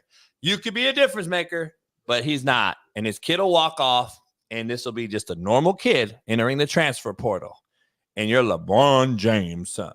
That's not LeBron's responsibility to fix college basketball. He got enough going on. I didn't say it It was. He got enough on his plate. If his context. son ain't happy and But he don't wants to take that head out, I didn't say it was his job.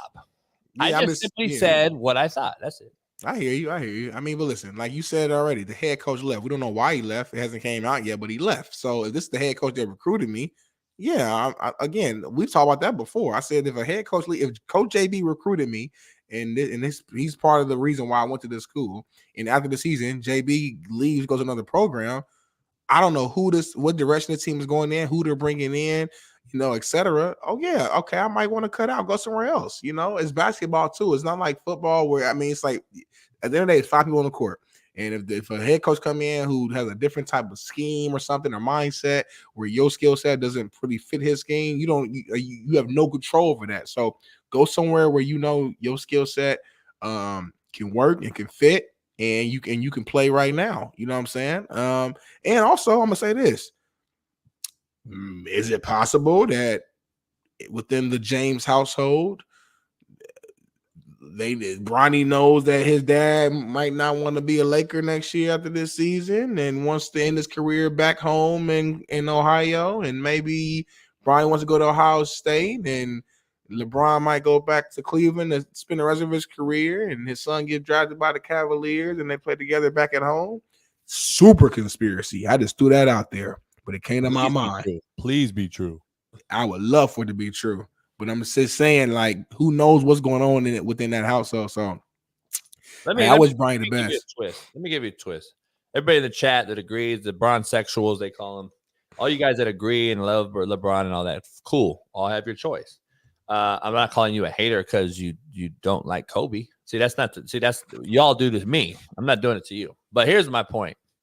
This is societal too. If not me, who? Let that sink in. If not me, who?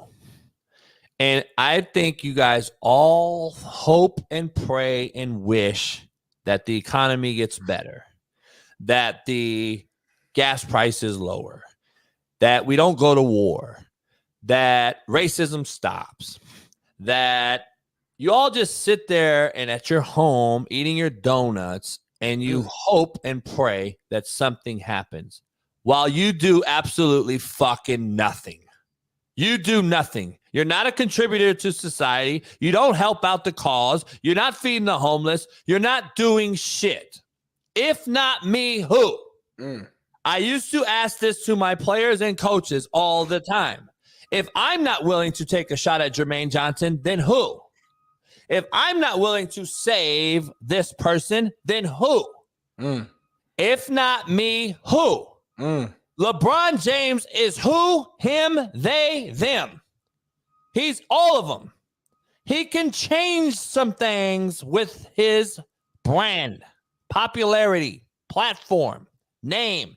He drops a new podcast, Smitty, all the fucking time. Imagine him on that show with JJ Redick or in the barbershop or all these other things he does.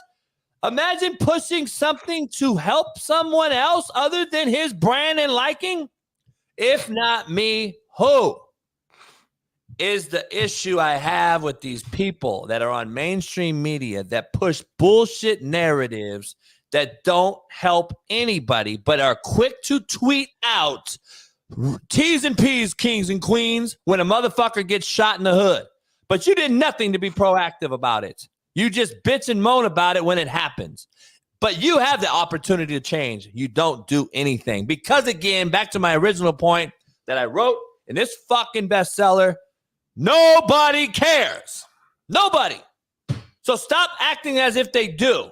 But stop also bitching when they don't. Because that's the truth. This is who they are, not what they say. So, if not me, who? Period. He ain't doing shit. He don't really care. Let's just keep it real. That's real, not hate. So his son will transfer like all the rest of the 6,500 kids that just belong to normal folks like you and I. And nobody knows their parents. Nobody knows anybody. And they'll move on. And LeBron James' son, Bronny, will be cycled in that same portal. I would be embarrassed as the father, as LeBron James, that my son is following everyone else. I'm not everyone else. I'm fucking LeBron James. I want my son to have nothing to do with no fucking portal. Well, that's you because you're so adamant against the portal. Who's to say LeBron feels the same way about the portal? You know what I'm saying? Like maybe he doesn't have the same feelings towards the portal as you do. So that's why he's not quote unquote doing anything. Number one. Number two, yeah, I mean, like there's a million things that someone with a platform can fight for or fight against. But if that's the case, they might as well stop doing their sport and just become 100% activists because there's always something. But we're not saying they have to, but then we're criticizing for not doing it. So it's like, you know, it's like, so I mean, it's kind of like, damn, it's damn if you do, damn if you don't. You know what I'm saying? I just made a statement.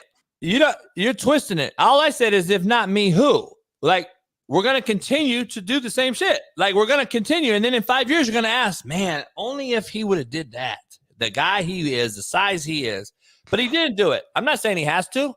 I am the one on the carpet, Smitty, who've come out and defended Elon Musk when people say Elon Musk can end world hunger today. It's not his job, homie. He earned that money. You didn't earn his money for him. And then people come out and bash Elon Musk for not ending world hunger. Right. Like, what? So I'm not saying LeBron James needs to be the fucking guy to change the world. I am not saying that. All I'm saying is each his own. But if not me, who? When is it going to be the person? When is somebody going to do it, though? I guess. I'm just like, at some point, we got to stop praying and wishing and hoping in one hand and shitting in the other one and see which one fills up first. At some point, our hands are going to be filled with shit because nobody did a thing about anything. And I'm just saying, like, I would be honest. LeBron James cares about catching Kobe and Michael in the ring column more than he does saving a generation of kids in the college football landscape, college basketball landscape. Not saying kids in general of life. I'm not talking about life and death. I'm talking about in this professional college athletics landscape that we have. I would think he wants his rings more than caring. As he should. That might be his prerogative. And as he should. LeBron, Jordan wanted his rings more than anything. Kobe wanted his rings more than anything. You should do that. I'm not bashing him for it. I'm just saying, at some point, we're going to be all at home wishing and praying that the world gets better and the world hunger ends and blah, blah, blah. We don't do nothing. Every day we continue to do the same shit over and over. I also think we shouldn't put it all on the rich and famous. I understand they have the platform and all that stuff, but the everyday folks can do some shit too, though. You know, we can do shit too. You can say, oh, I ain't saying, I hear you, but I do. We can't just sit around. I'm not talking about you. I'm saying, Jerry, we can't just sit around and be like, well, come on, LeBron, save us. Come on. So what are you doing if you care so much? What are you doing? Though, if you're going to say that in one side of your mouth and not say, don't say shit that happens after the fact on the other side, then we're also counterproductive. Because when a celebrity goes out and says something after the thing happened, it is just tenfold making it worse. You're saying don't go be proactive and help, and we can't put it on the rich and famous. I get that. The casual general population needs to do more too. But when that person that has money and fame on the other side don't do shit, but then on the other flip side goes out and talks bad about why it's so shitty, then you're counterproductive and a hypocrite, in my opinion. Don't say nothing if you're not going to do nothing. If you're going to talk that talk, then you go walk that walk. That is this whole topic that we started the show with. Like, this is how I look at life. Like, don't say nothing then. And then when it happens bad, go out and bash the police, bash the politics, bash the religion, whatever. Like, just stay quiet then, because you're not helping on the other side, but you're bashing the other side when it happens. Like, that's my point on this whole thing. Like, you don't have to do anything, Smitty. I agree. But, and I do agree with you. Like, we're putting it all on the rich and famous. No, it's not. I don't look at it like that. But also, then don't say shit then when it happens, because you're just adding on to all the shit. And like, don't talk about, defund the police when the guy got killed, but your ass didn't do shit to stop it. So that's my point, and that's all I'm saying. We'll end it on that. But I don't know what you thought about Bronny leaving SC. I wouldn't leave SC for nothing right now. Number one, regardless of the coach, unless you, like you said, good conspiracy. your dad wants to leave because maybe he sees the heat. Maybe he's turning into Lizzo. I don't even know the full Lizzo situation. She retired, right? I just be wanting to throw her name. I think she retired or something. I don't either. I just want to throw her name out there. She said she quit because of all the hate on Twitter. Got you. Well, I hear you, man. Listen, I don't know the details. You done the show? You tap out? You tired? Nah, I'm just to Bronny. It ain't much there. It's like I don't know why he's transferring, but at the end of the day, again, the easiest thing his head coach left. So your head coach leaves. That's who recruited you. That's who you know. You don't know who what direction they're going in, who they're bringing in.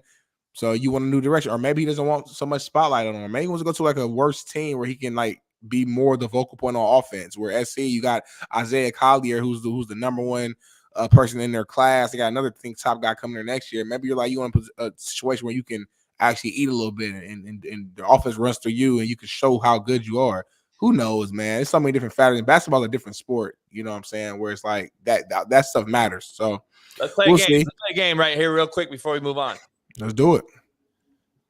Bench one, cut one, start one. Go. Bench one, cut one, start one.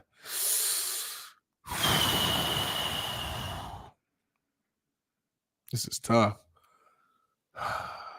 Anquan Bolden's gone by. Easy. Not even tough. Not even a hard discussion. It's not. No, this is Daz. Daz. Yeah, nah. I don't know if I want Daz over Anquan.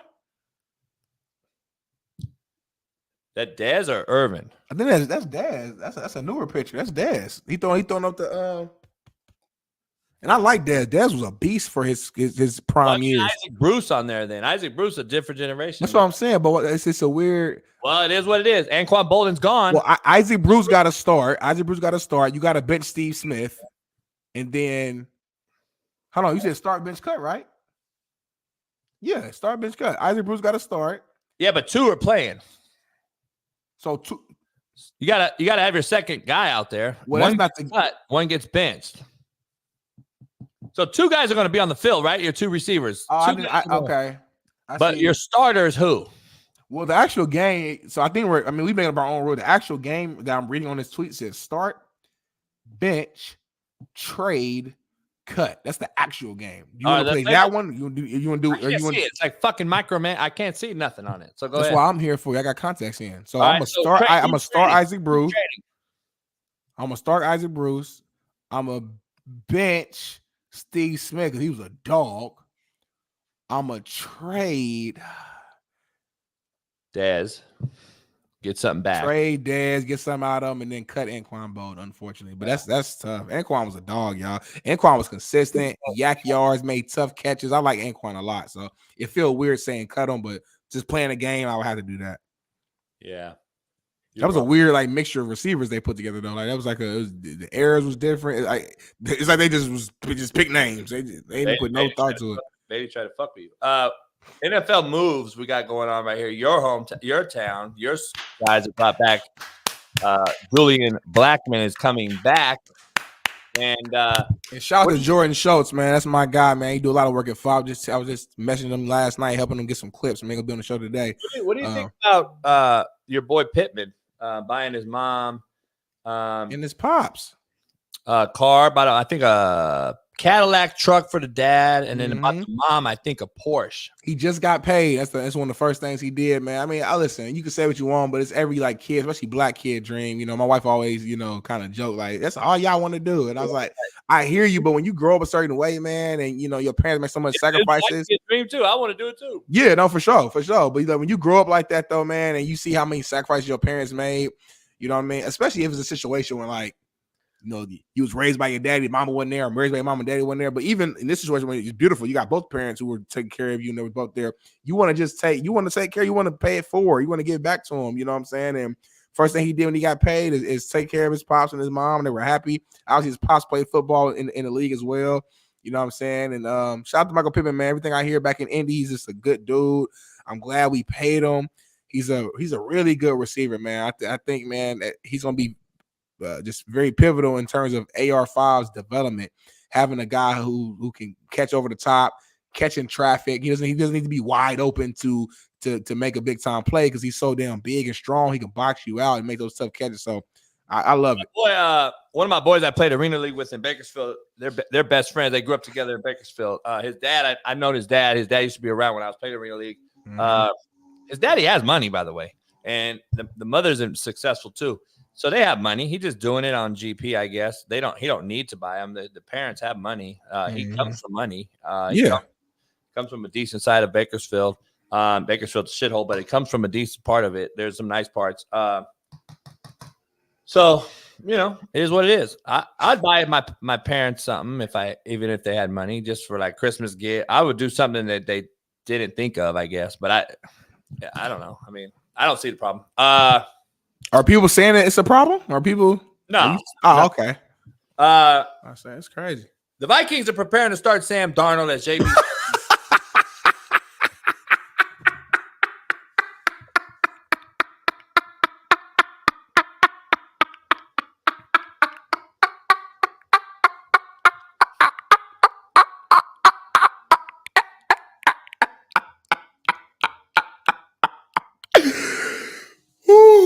JB is so funny, man. He be on here with the crazy jokes. That was a good one. I'm sorry. That was a good one, JB. What happened? You were silly. You said these jokes be killing me. You said Sam Darnold's supposed to be starting for the Vikings this year. Keep going. My fault. Ooh. Yeah. Are you serious? What do you mean? Yeah. The Vikings were playing. They named it yesterday. What do you mean? Talk about a tank job. I guess the Vikings are taking this year.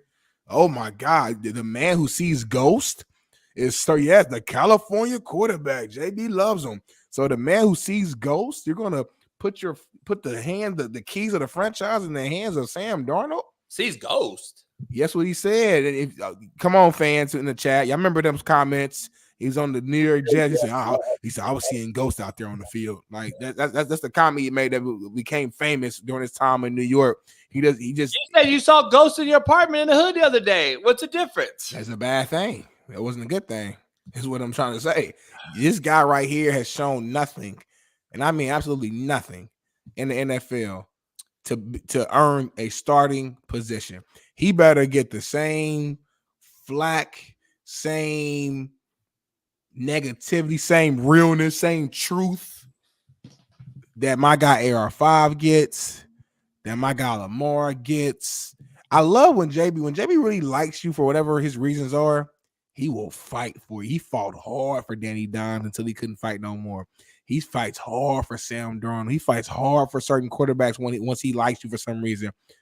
And that's when the realness, the truth it doesn't leave you, but it gets a little watered down when it comes to certain guys who you like. Sam Darnold's not a good quarterback, JB. I don't care about his skill set. Who's going to go there? Huh? Who's going to go there next year? Shador Sanders? Somebody in the draft. Somebody in the draft. Shador Sanders? His daddy said he can't go to certain places. See, look at you. Look at you right now. Why are you bringing up Shador? Out of all the quarterbacks in the world, why are you bringing up Shador? Shador going to Dallas. Because he's going to be first pick, you guys said. Remember? Shador's going to Dallas. You and Matt said he's first pick. Darnell didn't say nothing, y'all. Matt said that. I love how JB wants to push these narratives, and you got a big old following too, JB. So people are going to see this. They're going to screen record this, and they're going to be like, dang, Smitty said. And I did not say this, y'all. I never once in my life said Shador was going number one. Did not say that at all. Please continue. So is Sam Darnold going to cap, no cap, fact or fiction? Okay. Cap or no cap? I talked to my boy yesterday on the phone. I wanted to make sure we showed this for you. Oh man, Dr. Jesse Morris. Go ahead and read it off. Shout out Dr. Jesse Morris. Did you know that Chick-fil-A's chicken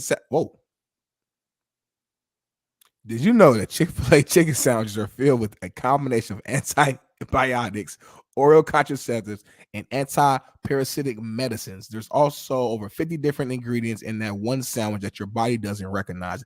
This is supposed to be healthy. Now, I'm on record. Before you end this, I'm on record. I've never been there. I don't go there. It's not because of this, by the way. It's just because I don't like sitting in 2-hour lines to get a burger that I already figure is going to be shitty. So quick service, fast service. It's fast service for a shitty product. I'm not doing that. Delicious product. The same with what is it? Chipotle? Same thing. That is the salt. Someone brought me a bowl one day, and I'm like, what is this? Oh, it's Chipotle Mexican. Like, that ain't fucking Mexican. It's like Southwest. It's not like that shit is garbage. That's the worst shit. And that place, the line's fucking out the door at Chipotle to have a salt bowl. That shit was the saltiest shit I ever. I was like, what the fuck is this? A salt bowl? That was and there were the worst chips and guacamole I've ever had in my fucking life. Chipotle, the fast food nowadays is fucking y'all up too. So you go, here's the generation in a nutshell. Y'all go get a vape. You put some chemical laced shit in it. It ain't from the earth. You fucking smoke that. You get all fucked up, dumb. You blow your hamstring out. Then you go eat fucking Chick-fil-A. And then you go to Chipotle. You're fucking high cholesterol and salt so fucking high because of this shit ass fucking food. And then you wonder why you have low T at 21 years old. Well, maybe because the fucking salt intake from Chipotle, the weed intake from the fucking vape, and then the fact that you don't want to work hard, compile all that together, and you have a shitbird-ass generation.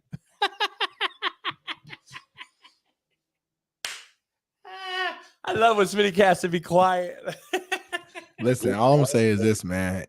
Everybody in this chat knows, keep it all the way 1,000. I'm not saying it's healthy, but we're talking about flavor. Chick-fil-A is one of the best fast food chains in America. Great service, fast service. The chicken sandwich is always nice and crispy and delicate and cooked to perfection. The lemonade is phenomenal. You get the regular lemonade or get the frosted lemonade. And on a secret menu, you can get a strawberry frosted lemonade if you didn't know that. The waffle fries are nice and crispy, hot and crunchy. They got all the different sauces. They got the buffalo, the barbecue, of course, the Chick-fil-A sauce. If you know, you know. The tenders are good. They got the fried nuggets, the grilled nuggets, the grilled chicken sandwich, the spicy grilled chicken sandwich, the spicy fried chicken sandwich. Everything at Chick-fil-A is delicious. Now, it's fast food, so obviously it's not healthy. Shout out to Dr. Morse for ruining my life by putting out the specifics of why it's not healthy. Like, we all know fast food ain't healthy, but when you break it down and antibiotics and this, and now it makes you feel bad to even go order a dang chicken sandwich. Chipotle, another top tier fast food chain. And I don't know, would you consider Chipotle fast food, chat? Or is it just kind of like a tweener? It's kind of like, Five Guys, where you got to go in, you got to order, you got to wait a little bit. Like, it ain't a sit down spot per se, but it ain't got no drive through. So I don't know if it's fast food, but Chipotle, Chick-fil-A, these are top tier fast food spots, JB. I can't let you slander. Is it healthy? No. The healthiest option is to cook at home. But people don't like cooking at home, JB, like all the time. We got something to do. We got businesses. We got to work. We ain't got time to do it. We got breaking news. No, don't say nothing. We got breaking news.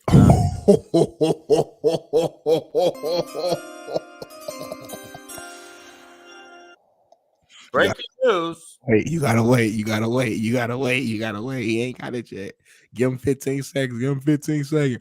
15, 14, 13. Keenan Middleton. That's the breaking news I got. Fuck all that dick shit. What up, dog? What up? How y'all doing? What's going on, Key? I forgot Key's week into Major League Baseball. I got to ask a player that's currently in the league. What's your biggest takeaway right now, 5-6 days in? Go. Shoot, it's going to be competitive. There's a lot of teams that got stacked up for this season. I mean, like, even if it's you saw the Dodgers the other night. You seen them. There's other teams like the Giants that are tough. The Diamondbacks can be tough too. And in our division, there's been some teams that are started out of the gate pretty hot. The Yankees, another team that started 4 or 5-0. Just lost their first game last night to Arizona, I think, finally lost. Yeah. Mm-hmm. And you got Milwaukee. There's just a lot. Yeah. Milwaukee's good. You got Milwaukee's good. Fuck. Florida Marlins good. Yeah. Florida.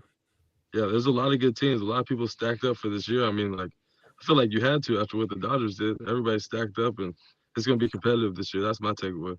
Now, you guys you stole a game from them. I know you wanted that second one too. Could have split that series. Would have been huge. Momentum. You're 2-0 versus the Padres so far.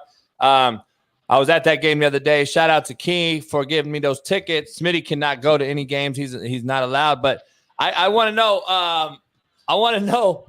Like, The Padres got a loaded lineup too. I'm looking at them. I'm like, damn, they got a loaded lineup too. You guys kind of have kept them in check. I believe 4 runs in 2 nights or whatever. I'm like, damn, you guys got a gauntlet every single night. Are you guys back home tonight or tomorrow? We play again our last game in San Diego, and then we have our home opener tomorrow. Damn. So you play tonight in San Diego. Today. It'll be today, like 1 o'clock game, and then at 1 o'clock. And then you're out, and you play tomorrow in home? Yeah, that's in St. Louis. That's how this works, JB. So me and my buddies. That's how this works, man. This is why I want to bring it up. So I was at the Dodger game Thursday, opening pit day. You guys played a 4-day set. You guys play Sunday night, a heartbreaker. You guys gave up that lead, and we were talking that night. We were like, fuck, Dodgers lineup's just loaded top to bottom. It's hard to keep them down. Yeah. But it's 162 games. I think you guys are really good. You guys go straight from there to San Diego and play the very next day for 3 more. And I got a newfound respect for baseball. There's no fucking. And then you're going to leave San Diego, fly across the country back to the Midwest and play tomorrow? Yeah. Sheesh. Mm-hmm. Damn. Yeah. I didn't know it like that. Grind don't stop, JB. Yeah, I think at some points we get to like 18 days before we get an off day. And so you're doing that for 18 straight days, going from East Coast to West Coast, back to the Central. It's crazy, man. There's a lot into it. Damn, like if you're not really into baseball like that, you really wouldn't know. I know. And then these soft pussies in here feel sorry when Kawhi Leonard load manages. But anyway, I want to dive into different sport though, JB. I got to dive into this real quick. The momentum in baseball, I got to see it. First of all, Dodger Stadium is I love the stadium. That sound system is crazy, bro. It's the loudest by far. Oh yeah, it is. The history though of the place and being where it is, nestled in Echo Park on the hill, ravine, beautiful. Took me 2 hours to get in, 3 hours, 24 minutes. I recorded the time to get out. Your game lasted 2 hours and 30 minutes.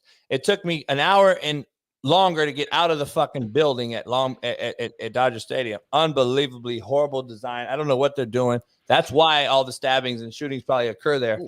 But San Diego's in and out. I was in and out that motherfucker. But I'm watching the game, Key, and I got to ask you, the base size, the pitch clock, etc. It has to be so much harder on you as a pitcher after I got to see it with a team like the Dodgers, who from top to bottom, like the big dogs didn't even eat on Sunday against you guys. The middle lineup fucking cleaned up and got the win and brought back Muncy, hit the homer to win. But if you're pitching that fast, it's like hoops that you coach in, right? Isn't it like momentum? Motherfucker catch fire, like. Isn't the next batter ready to go and just hitting too? And you gotta how do you slow it down? Yeah, I mean the only way you can slow it down now is you can ask for a baseball. I guess some dudes do that where they'll I think you can ask for a new baseball down to a certain amount of seconds. So they'll ask for a new baseball, try to get to slow down for a second. They'll pick off, but you can only pick off so many times now. I don't know. However you get to that's a struggle. That's a lot. That's probably something that a lot of people struggled with last year. For me, I just think it's a mentality thing. You got to be a little bit more sharper. You got to be a little bit more locked in. But I like that. Like you said, I like it. Can you bean a motherfucker and slow it down? Hey, you could. It's been happening. It happens. I think opening day. Hey, yeah, it's crazy. It doesn't take much. If I'm coaching, you can't hit that motherfucker in the back. Why do y'all? Let me ask you this though, real quick, kid.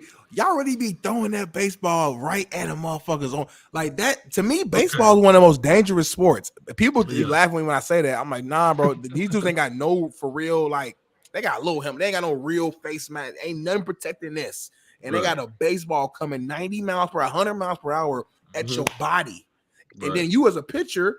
Knock on wood, of course, but that streamline when you pitch it, they hit it right back at you. Like that's some of the most dangerous shit that I've ever seen in my life. Like, absolutely. You ain't never been out there? Like, I mean, I guess you can't play nervous, but as a fan, I'm like, bro, that y'all think football dangerous. We got pads on and it's different. Y'all, that stuff is dangerous.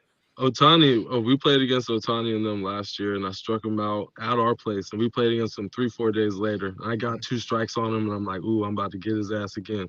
threw a fastball up out of the zone, and he hit that shit 106 miles an hour. I ducked out of the way of it, bro. I'll send JB the video. And I just took my hat off, and I was like, whoo, shit. I think that was the first time I really ever thought about it. I was like, oh, hell no. Like, I need to get a damn life insurance policy. This is crazy.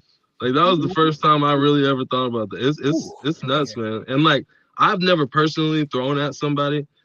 But I mean, if it came up, you know, and usually it's retaliation. I'm trying to stick up for one of my teammates. One of my teammates keeps getting hit, or they do something dirty in the field to one of my teammates. Then it's I mean, that's my problem. That's my situation where I'm the one that has to take care of it. But I've never had to. It's strategy, correct? Isn't it like hockey and fighting? Absolutely right. Yeah, exactly. Yeah. I'll be pissed. I'm not even I'm not the fighter type. I'm not the guy. But like, if I got hit by baseball, I think we gotta throw. Because like that shit, you know, when you get hit like by something, it stings really bad. Like we've all gotten that real, just sharp, like it pisses you off. And I know that's what like getting hit in the arm by like an 80-mile-per-hour baseball would piss me off so much. Like we got to fight now. We have to. You know, we have to. That's the only thing. We got to. No talking about this. There's no talking about this. Hey, Key, it's not breaking now, but we broke it. No, we didn't break it, but breaking news happened. I wanted to share with you, get your take on this. So Stephon Diggs to Houston. I'm gonna text CJ Stroud right now, try to get CJ on the show. He said he'd come on. Tell him come on right now. Stop playing. He's got one of my former players, Tank Dell, on the team already. Their wideout crew with Nico Collins was already. Nico Collins, Tank Dell, Stephon Diggs. What do you think about this? I like that. Especially because I like Stroud, bro. He's tough, bro. And he's all around athlete. I've been seeing videos of Buddy hooping, playing baseball, everything. Like they're tough now. They're tough. Dang, and they got Joe Mixon at running back. Damn right. Oh my Lord. I'm a Colts fan, but I'm not gonna lie, man. This is scary in the AFC South. Right. It's crazy how bad how quick it flipped for Houston. Like they were just down bad a second ago. No, they're good now. And one of my former players in the chat, he said he hates the move. He played quarterback for me. He coaches now. Cancer waiting to happen. He said, I hate that they're doing Houston that way. Really? I think CJ different personality. Like Josh Allen, we know tough guy, all that, but I feel like Josh is a personality where he just don't feel like being bothered with it. And he kind of just rolls his eyes and move forward. CJ young, but CJ ain't gonna let none of that. CJ ain't letting Stephon get in his face and do like it's gonna be. CJ gonna handle that. Is what I'm saying. So I think it's gonna be handled quicker. I'm going to go out on a limb right now. The Bills are gonna win the AFC now. Nah, I got the Chargers. Hey, Key, be real. Keep it real. Professional athlete on the show right now. Addition by subtraction in that locker room is a real thing. Yeah, absolutely. Diggs is a cancer, and I know for a fact. Yeah, it can work one way or the other. I've seen it work both ways, you know, being in the game.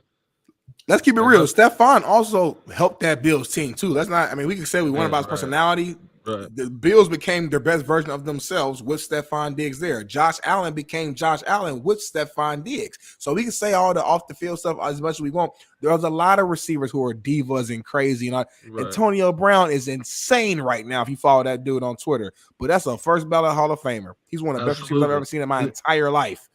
Any of those top receivers, they would tell you, if you give me the ball, you'll see what happens. And when they did get him the ball, you looked and see what happened. But it was just the problem of the volume that he wanted versus the volume that he was allowed to get to him.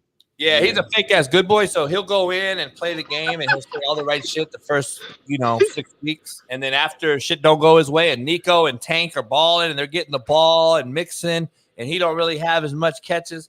Oh, the shit's coming to hit the fire. He'll be James Harden around this motherfucker. Demand another trade. I need a better radar for spotting the fake ass good boys like JB. Yeah, maybe, right. You know what I'm saying? In your locker room, I'll tell you right after. I'll privately tell you, hey, dog, shitbird, fake good boy. We got to do it. I got you. Before you leave, I got to ask you, though, what's up with you and your health? I really can't speak on that right now. Okay. We're trying to figure that out right now. We got some better results yesterday that we really haven't spoke about in the media, but it looks like everything's still pretty good. It's just gonna slip like a little bump in the road, slow some stuff down for a second. Got you. Back up soon. T's and P's. Get that shit right. I can't wait. I want to see you out there again. So I gotta come out to St. Louis maybe and go to a game or something. Hey man, that would be live. Hey, there's this ballpark village out here. You can look it up. It's right out in front of the stadium. I'm telling you, that place has got to be live before the games. Oh yeah, I've been there. So when I used to recruit, I would drive any city I was in. I would try to go to the ballpark, like with my coach, take the young coach or something to show them the park. Like, so in recruiting season, it's like now you guys are playing. So I've been to Milwaukee, St. Louis, Cubs. I ain't been to the White Sox though. I didn't go there. No reason to. I'm looking at it right now. Ballpark Village is okay. It's all types of bars and wings, all types of stuff going on. I told my boys, I was like, you guys got to get out here because of the game. I know. I was thinking, but here's the thing: you guys play in Angel Stadium in Anaheim later in the year. Yeah, May. I think I already got a tag. May something. Yeah. Hopefully you're there balling, and we're gonna meet up there. But I need that one. I need to be back for that. Yeah, you was there. I'm hoping the game's on a Saturday, JB. God, nah, you can't go regardless. No matter what, JB. No matter if I'm off. No matter what the situation is. You already missed 2. I'm trying to go at least 20. Nah, it's because the baseball games are at the most random time, like 1 p.m. on a Thursday.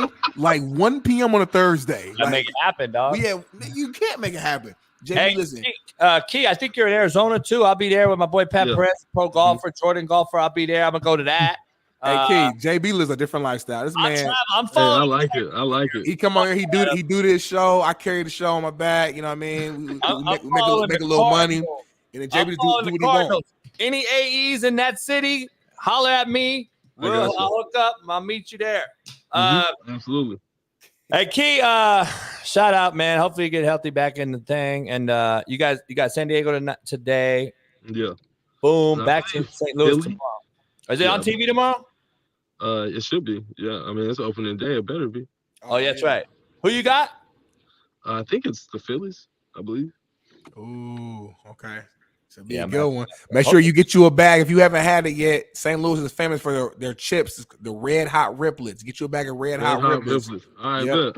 You heard it here first, my guy. Put me on game. Put me on game. I like put you on game, man. St. Louis, that's my city, man. So whatever you need, let me know. Yeah. Key, if that shit is garbage, privately let me know. Because this cat, that Midwest chip shit. No way he just said that. My roommate at Ball State was from St. Louis. His mom would send us over she would get barbecue sent over. She'd get the chips. It's called red hot riblets. The real ones in the city know. You're gonna love them, kid. Trust me. Bet. My wife be watching the show, so I bet you I'm gonna get home later and they're gonna be there. I bet. Oh, I hope so. Please. I hope she is. Ooh, let us know. And keep it real. If you don't like it, keep it real. I'm gonna take a video. Okay. Your mom's a real one, by the way, too. Yeah. Man, she real. I'm a new fan. I'm a fan of her. She's something else, man. She talked a lot of shit. I love it. I'm like, you talk shit. You raised it. You did it right. All that shit went on with the White Sox last year. They kicked my kids out of the daycare. They told my kids I couldn't come to the daycare after when I was playing with the Yankees.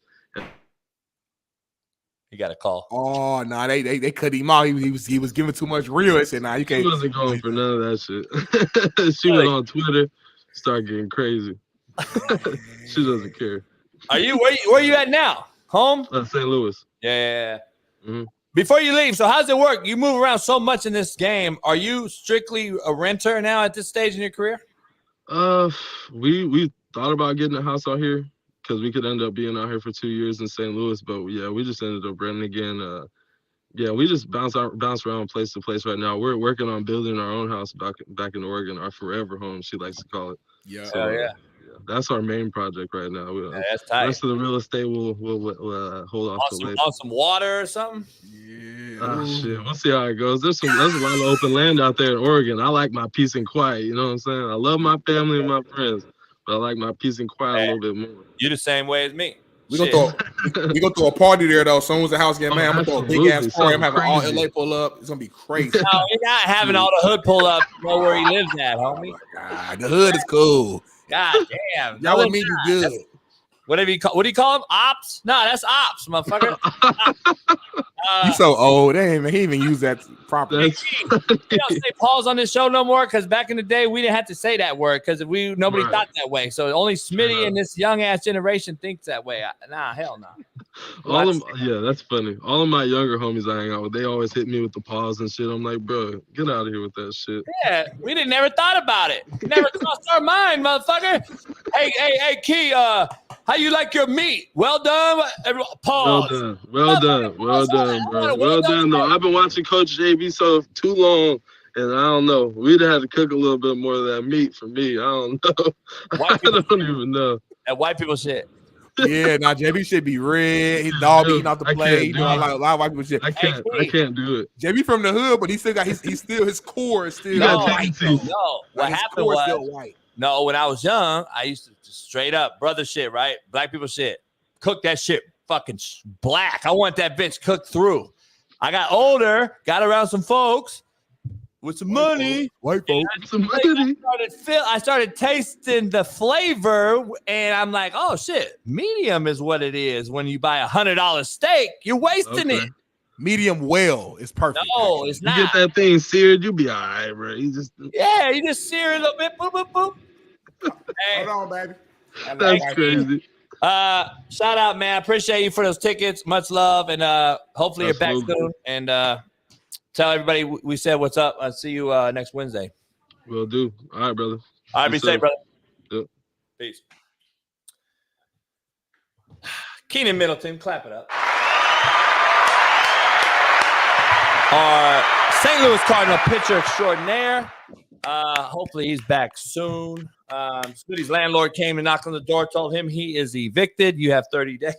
No, I had the stick. So we got a stick. You know, I'm from the hood. So when I sleep at night, I put a stick in underneath the door handle. So somebody try to break in, they can't get in. If they do, I'm gonna hear the stick fall. I forgot to move the stick before my wife got off work just now. So she couldn't get in. So I had to go move the stick real quick. All right, let's dive into this trade. Stephon Diggs to Houston. I think it's an absolute horrific move by the Houston Texans. I do not like it whatsoever. Star-studded power, as we've seen, doesn't always win in this league. And addition by subtraction is a real thing in Buffalo, just like it was in Minnesota. Although they didn't win anything in Minnesota, the locker room and all things considered was much better off. Justin Jefferson became who he was when this guy left, and this is going to be the same thing in Buffalo. Now, Buffalo has to go get a number one, obviously, but for the Texans, I understand going all in. Hopefully, since apparently McDermott couldn't get through to him, hopefully there's a brother in charge, and maybe he'll listen. I don't know. Let's keep it real. I don't know. First of all, man, not all coaches are me, Smitty. Not all coaches get through to him like this white boy. Some white boys may not get through to him. Maybe that's the difference. Maybe that's the difference in Houston. I hope it is. I don't want to ever wish on the demise of any player. I hope it is. But to this day, to this point, everything that I've known, people that have coached him in the NFL, he is an ultimate shitbird. And I'm just telling you, because nobody else will say it. Nobody's going to go on McAfee and say it. Nobody's going to go on ESPN and say it. I'm telling you from inside information, he is a shitbird. I've been saying it for 2 years on this show, and I just don't want him to cancer up my Tank Dell, CJ Stroud, and this roster. And I know now the shitty part is now players can't say what they want to say anymore now because he's on their team or what have you. So I don't like it. I just don't like it. I love Houston's transition. I love the trajectory of Houston's roster without him. I don't think you needed him. I mean, Smitty, be real. Do you need him? You don't need him. You wasn't championship ready. I'm not saying you are now, but the goal is they're not. So the goal is to make your goal as a GM is to make your team as talented, as physical, big, fast, strong, experienced as possible to put yourself in the best position to win. You're talking as if, let's say he is a shitbird. I don't know him, so I can't speak on somebody who I ain't never met. Right. So me personally, I can't speak on people who I don't know personally. I know his coach though. Right. So cool. I don't. So I can't speak on that. But let's say he is that. Would he be the first time that a team has been successful in won games and won playoff games or even won a Super Bowl with a shitbird wide receiver in the history? No. Most teams got a quote unquote shitbird or a diva at receiver. That's a normal thing. It's been that way before my time. There's been diva wide receivers and knuckleheads and shitbirds and slapdicks and all this, that, and the third going around the league for a long time. And probably more specific stories than I know. So that's number one. They don't need them. Number two, you don't like Diggs, which is cool and that's fair. But to me, whoever picked him up, you would have been like, bad move. So like, what, should he retire? Like, should motherfucker retire? I don't like nobody. Right, should he just retire? Like, if the coach was bad move by the coach, and the guy did bad move by the Panthers, bad move by the Bears, you shouldn't have got did. What team should have got him? You would like nobody. Like the mother is talented. He's one of the best receivers in the league. Nobody should have got him. He should have they should have made his ass stay in fucking Buffalo and eat his shit and be a man. Like, why do we let him out of situations all the time? Dog, just look at the trade, Smitty, and answer your own question. No. Well, I hear what you're saying. But look at the trade. What is it? I don't know. Pull it back up. But did you hear anybody going to Buffalo with this trade? No, they're letting them go because it's been like this the last couple of years. Yeah. Hey, why? Because they don't want him. Well, no, why? And he don't want them. Why? Because there's been issues in the locker room. He's a shitbird. They got nothing back for him. It's not just one-sided, though. Like it's not like they got nothing for him. You don't give away a Pro Bowl receiver for nothing. That's because they just ready to move on. You could have got something from him. So, we know. I'm not giving him a pass. I'm saying we've been knowing for the last couple of years it's been shit going on in the locker room. Whether it's Diggs' fault, whether it's Josh Allen's fault, whether it's the coach's fault, whoever fault it was, we know it's been tension in the locker room the last couple of years. So the writing was on the wall. So they're at a point now where they just say, you know what? Let's just move on. You don't want to be here. We don't want you here no more. Let's just move on and cut bait. Got you. Boom. Okay, cool. It might be better somewhere else. All I'm saying is this. You can't just coach up that type of talent. That talent is real. The stats he got is real. He helped them win a lot of games. He helped Josh Allen get to who Josh Allen was. Josh Allen was not Josh Allen before Stephon Diggs got there. That is a literal fact. We can look it up. So all I'm saying is with the right coach, with the right leadership, with the right environment, Stephon Diggs can go to Houston and help elevate that team. CJ Stroud's a good leader. You got DeMeco Ryans, who's a hell of a leader. I think that he will go there and will add value to that team. That's what I'm saying. There's divas everywhere. I hate these mics because you can't. No, I heard you, but I had to finish my thing. What'd you say though? Who wasn't who?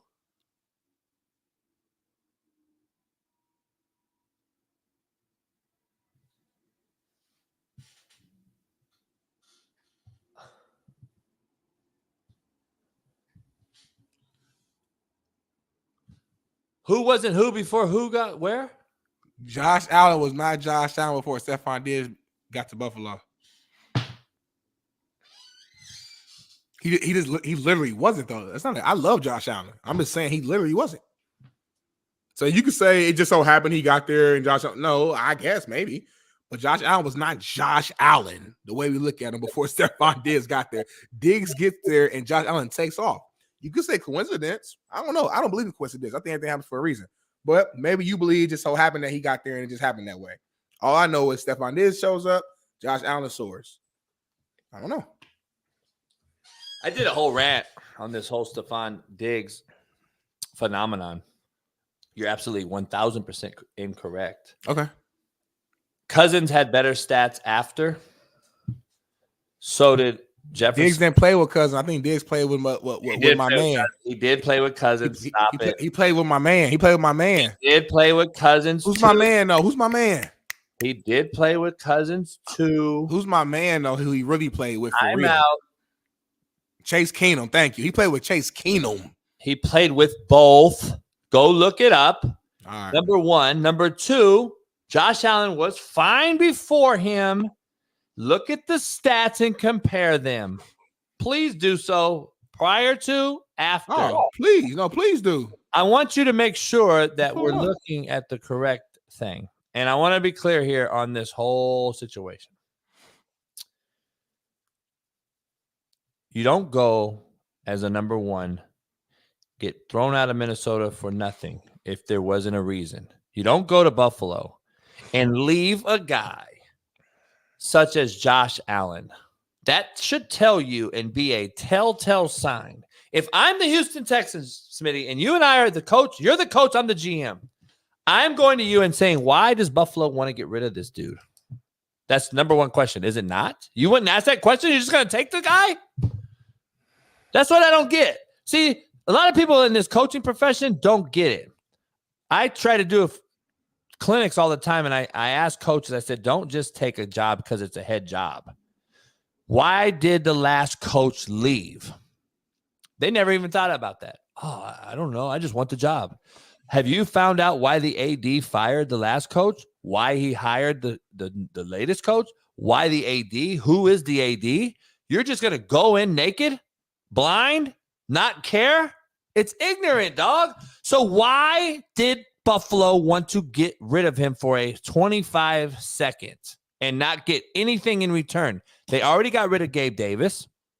They now have 0-1 receiver. And now they are willing to part ways with this dude for nothing. A Chico stick and string cheese. So what are you saying? What are you suggesting, JB? What I'm saying is, are we saying that Stephon Diggs should just retire? Nobody can pick him up. What he does, I don't give a fuck what he does. No, I'm just asking. I'm saying, like, are you saying he's too far gone? Like he's just such a slap dick that his talent don't make, like, you know, like. Yeah, I'm just saying it's still football, JB, and we know a lot of knuckleheads out here who go out there and make plays still. And Stephon Diggs is a hell of a receiver. Say what we want to say about personality, like it's a hell of a receiver. Let me ask you something. When you get a big time player, any position, and I had teammates who was knuckleheads, and then we need them on that field. Yeah, shitbirds aren't new to me. Exactly. That's why I'm confused on what you're talking. Like, you had a few of them. I'll clarify it real easy. I watched the show. Okay, real easy. How we'll clarify this. Shitbirds better be your best player. Okay. They better show up the biggest in the biggest games. Show me what Diggs has done in any big game. Show me. I'll wait. I want to know what he's done in the playoffs. He made the catch in Minnesota. What's he done in the playoffs? He made the catch in Minnesota. What's he done in the playoffs? He made the catch in Minnesota in the playoffs. What has he done in the playoffs? I would say he crippled. I would say he crippled Josh Allen. I would say he harnessed him, because if I can't walk around comfortable, as Cousins could not in the locker room with him, then as the quarterback, and I want to be free flowing, I want to be able to play and not have to deal with a bitch and moaning. Yep. I want the ball. I want this. Bitch and moaning. We've seen the body language. We've seen what he's done after playoff games. We've seen him walk in the parking lot with his pads on. We've seen all these things, right? He had 14 yards in a playoff game. That is the guy. That is the guy. No, it's not. He's the other guy when it comes to big time games. If you're the shitbird, Smitty, what does that mean? You and I know. We have to deal with that shitbird as what? Being the shitbird. I got to deal with what he does, his antics, all the negativity, all the drama. Okay? So if that's the case, he better be fucking worth it, right? Like T.O., Bill Parcells said, listen, I got to get through to T.O. He's the best player, but he's the biggest shitbird. I have to get through to him. Guess what? It works for certain guys with certain coaches. It sure don't for him. He has been a shitbird, and his risk outweighs the reward. Like, it has to have Smitty, we can't just take it bent over. We can't. You have to get something in return. You would agree to that. You're not going to just give, and nobody gives you back anything, and then you're going to, at the end of the day, say, and still praise the dude. No. You got to get me something back. If this dude was a baller in the playoffs and was that dude, then maybe the reward outweighs the risk. This is what we have. The truth of the matter was, you would say facts.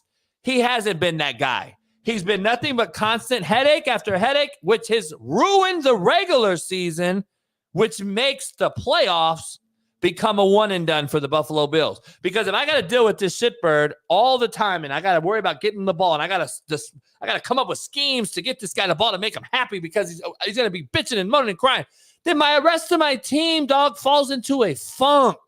And it's not conducive for playoff success. And now you just got rid of that dude, and addition by subtraction's a real thing. And I think now there will at least be. Well, the Bills better make the Super Bowl this year then.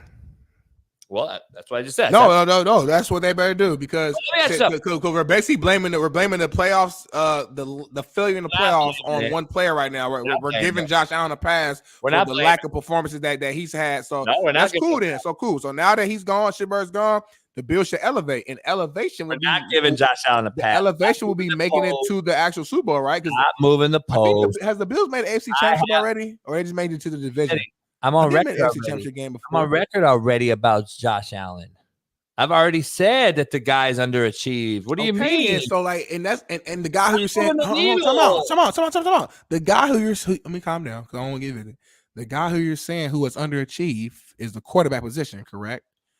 Who the quarterback is the person who throws the ball to Stephon Diggs. So if the quarterback has underachieved, is that not a direct correlation to why the receiver may also underachieve a dependent position who needs the quarterback to hand them the ball and make correct decisions? What are we talking about here?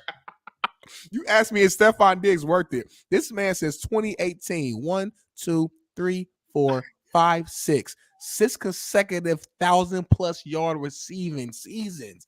Even last year, where it was a slower season, had 1,100 yards, 8 touchdowns. Year before that, 1,411 touchdowns, JB. Is he worth it? Yes, he's worth it. The numbers don't lie at receiver, JB. At receiver, they don't. Other positions, you might. At wide receiver, the numbers are what they are. Ain't no way around it. That's what it is. Any quarterback, including CJ Stroud, let's get CJ on the show. I bet CJ loves it. I bet CJ loves that he has a third. He got 3 ballers right now, receiver. He can pick his poison. CJ is a dog mentality. He ain't gonna let, even if Stephon Diggs is complaining in the middle of the season, CJ gonna nip that shit in the bud. D'Amico Ryan gonna nip that shit in the bud. Ain't gonna be none of that stuff. That's not what's gonna happen. You know, CJ. That's not what's going on. And last thing, going back to my original point. Every team has a diva and wide receiver. JB, it's been like this since the 90s. Come on. It's a guy I'm not gonna mention because I think he works at Fox sometimes, who played at the Cowboys, who did a lot of extracurricular stuff. Let's just keep that real, and we're gonna keep it at that. Don't say no names. I'm about to get fired. We got name. You mentioned T.O. We mentioned A.B. We mentioned this goes on and on and on. Every wide receiver wants the ball. That don't mean that you can't win with them. You just gotta find a way to deal with it. And I'm done talking. I'm not talking about the topic no more. JB, you can have it. I'm done. Bring me in when we on the next topic. You think CJ Stroud's gonna come on the show and say he hates the get and he's a shitbird? Come on, man, get real. You just do a lot of this and that just to say whatever you want to defend the player. I have to defend what's real. And what's real is they've gotten rid of him in 2 places for seemingly nada, 0, zilch. You don't get rid of a GOAT player, like you say, for nothing twice. But it is what it is. I don't even want to go at it about it. It is what it is. Only time will tell. So, having said that, we're going to move on. Okay, I'm back.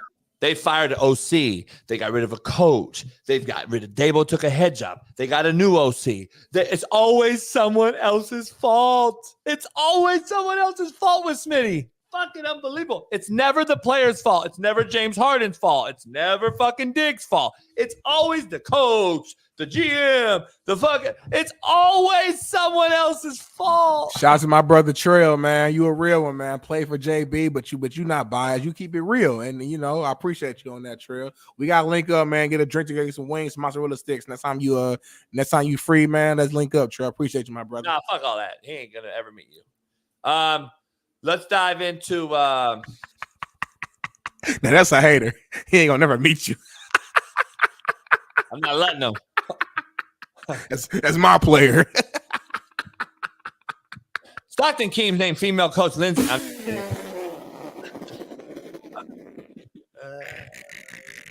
I love when JB just transitioned to some bullshit immediately after something.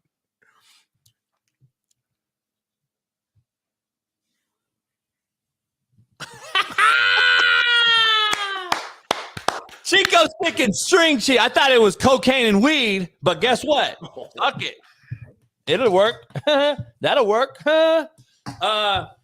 If you just glance at it, don't it look like a black and mild and some coke? It's like a black and mild. I don't know what coke look like because I ain't never snorted. That's why people shit. But it do like a black and mild. How do you know you snorted then? I heard. You said it seamlessly. Like I don't know it's coke because I never snorted it. I would figure if somebody never knew about coke, they would say, "Hey, I never smoked it." I'd be like, "Oh, you don't smoke coke, you snort." I'm not boo-boo the fool. Right away. You knew right away it was snort. I'm not boo-boo the fool. Like, I'm just asking. Come on now. Just asking like you do. I'm just asking. Why are you quiet? Tell everybody the story. I want to hear it. Nah, I was talking to my wife, man. I was asking a few questions just now, man. Behind the scenes, so I can't tell y'all what we was talking about, man. Real love shit, real black love shit, genuine shit. You know what I mean? I ain't telling him that. JB got mad because I put it on mute, and he said he wouldn't hear what we was talking about. I said you can't hear things going on in the household. Some things is personal, something private. You know what I mean? Let's dive into this real quick. Rashid Rice in Kansas City. Kansas City has two things going right now, Smitty. Rashid Rice, it was the leasee of the Lamborghini that was in question, along with his personal Corvette. Mo, you know damn well I've never smoked no black and mild in my motherfucking life. Mo, you know damn well I never fucking even went near black and mild or weed. That was Damon. Damon loved black and mild, boy. Rest in peace. Best running back I've ever known or seen in my life. All right, real quick, Smitty.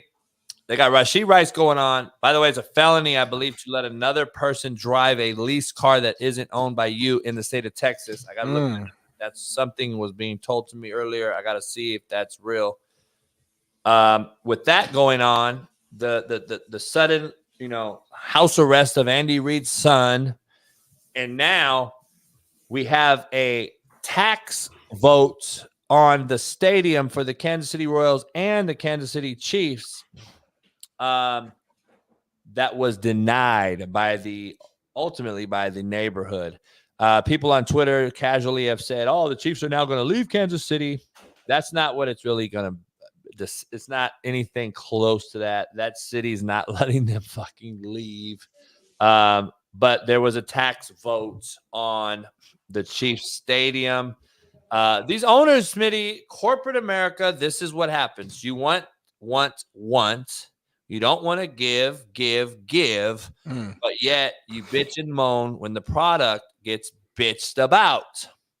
The product, when we've turned Pro Bowl into flag football, the real fan that wants to paint their face bitches and moans. You can't do that and be that person at the end of the day if the product is only going after corporate America. You don't care about the casual fan, but yet you want them to vote down on a tax. So you don't want them to. And it wasn't even close from what I understand. A 58-42 vote. Shaun Waffle lives right there. Bailey, do you have the document by chance? Let me see. Chiefs aren't moving nowhere. Like, first of all, they've been in the franchise there since the AFL days. They're not moving. It's right. Like, come on. If the Chiefs were to leave Kansas City, it would be one of the most. That would be the biggest sports shocking news in the history of professional sports. Yeah, it would be. That's way bigger than Minnesota leaving and going to LA as the Lakers. It's way bigger than the Clippers that none of you even knew were in San Diego. It's way bigger than fucking Seattle Supersonics becoming the OKC Thunder. It's way bigger than, I can go on and on and on and on. Baltimore moving to Cleveland, back to Baltimore, changing franchises. It's much bigger. This is different too, because like they're actually winning right now. You know what I'm saying? Like they're relevant. They're winning. They got Mahomes. They got, you know what I'm saying? Like so it's just kind of like, nah, that would be wild. Now I have a buddy that's an administrator at Kansas State, and they're on a board of trustees with the Chiefs on the board, and there is a proposal that is going to come in that would offer the chance to move Kansas City to the Kansas side of things. So I don't know if you know how it works, Smitty. There's KCK, which a lot of people, Kansas City, Kansas, and then there's KC Mo. It's basically separated at the airport, and there's one side which is in this Kansas state line, and then you go past the line and you're in Kansas City, Missouri. And then you got Independence, Missouri. And then Independence, Kansas, 2.5 hours south where I was at is not Independence, Missouri. Independence, Missouri actually has Usos, Polynesians in that population, which is right outside Kansas City. You got Wyandotte County, which is kind of a hood area. People, you know, there's a lot of areas. Then you got some of the richest areas in all the country. In Kansas, on the Kansas side. So there's I still don't even see that happening. But for instance, they did that. They moved them to the Kansas side. It's an interesting topic. I just don't know if it's going to happen. Yeah, when I first saw it, I was like, dang, like my initial, you know, I guess emotion was like, dang, is this really about to happen? They're gonna like leave Kansas. But then I thought about it. I was reading some comments, so I was like, yeah, there's no way they're letting this happen. So I mean, I gotta see it to believe it. But it is an interesting storyline. You know, the fact of the matter is, right now, it is a possibility that it could happen. So the fact that they're even in that position is kind of insane. But I really don't believe it. You know, so yeah, I don't. I just there's too many interventions that'll happen between now and then. I want to see if there's anything on. Let's see. Chat, man, what's going on with y'all right now? While JB's doing this search and destroy, I gotta talk to my people, man. What's the plans today? It's Hump Day, it's middle of the week. What y'all got going on? Are y'all at work right now? Do y'all not have a job? Are you headed to work? Are you on lunch break? Let me know what y'all doing right now. Where are you watching the show from right now? Hurry up. I'm reading the comments. We got what we got. Yeah, come on, y'all. Where we at? I need it fast. I need it quick. Pause. Oops, I said it again. I ain't supposed to say pause no more.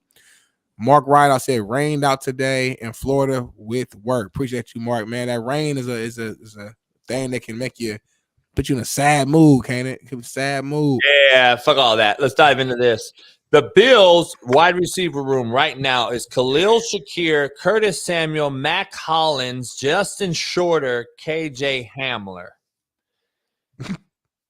The Buffalo. So my question to you, I guess, is since this is breaking here, does Buffalo stay at 28 or do they move up and try to land a top receiver?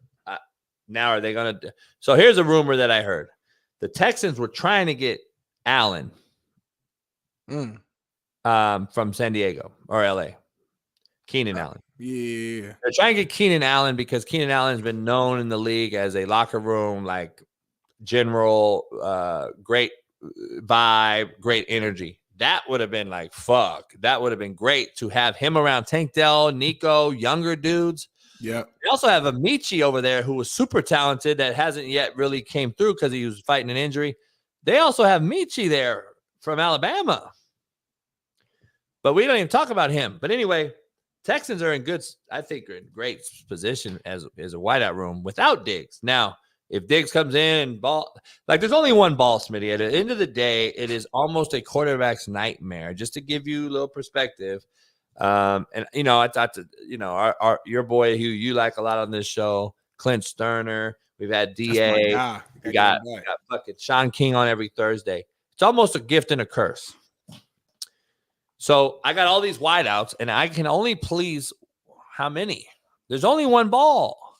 So like you gotta understand, like it becomes a curse when certain folks don't get the rock. And I don't know if having a shitbird as one of those options is going to be able to deplete the locker room. I just hope it doesn't for CJ Stroud, for CJ's sake, for Tank's sake, Nico's sake. I just hope that's not a distraction. So I hope Diggs does do well and does do the right thing. He will, as long as he stays healthy.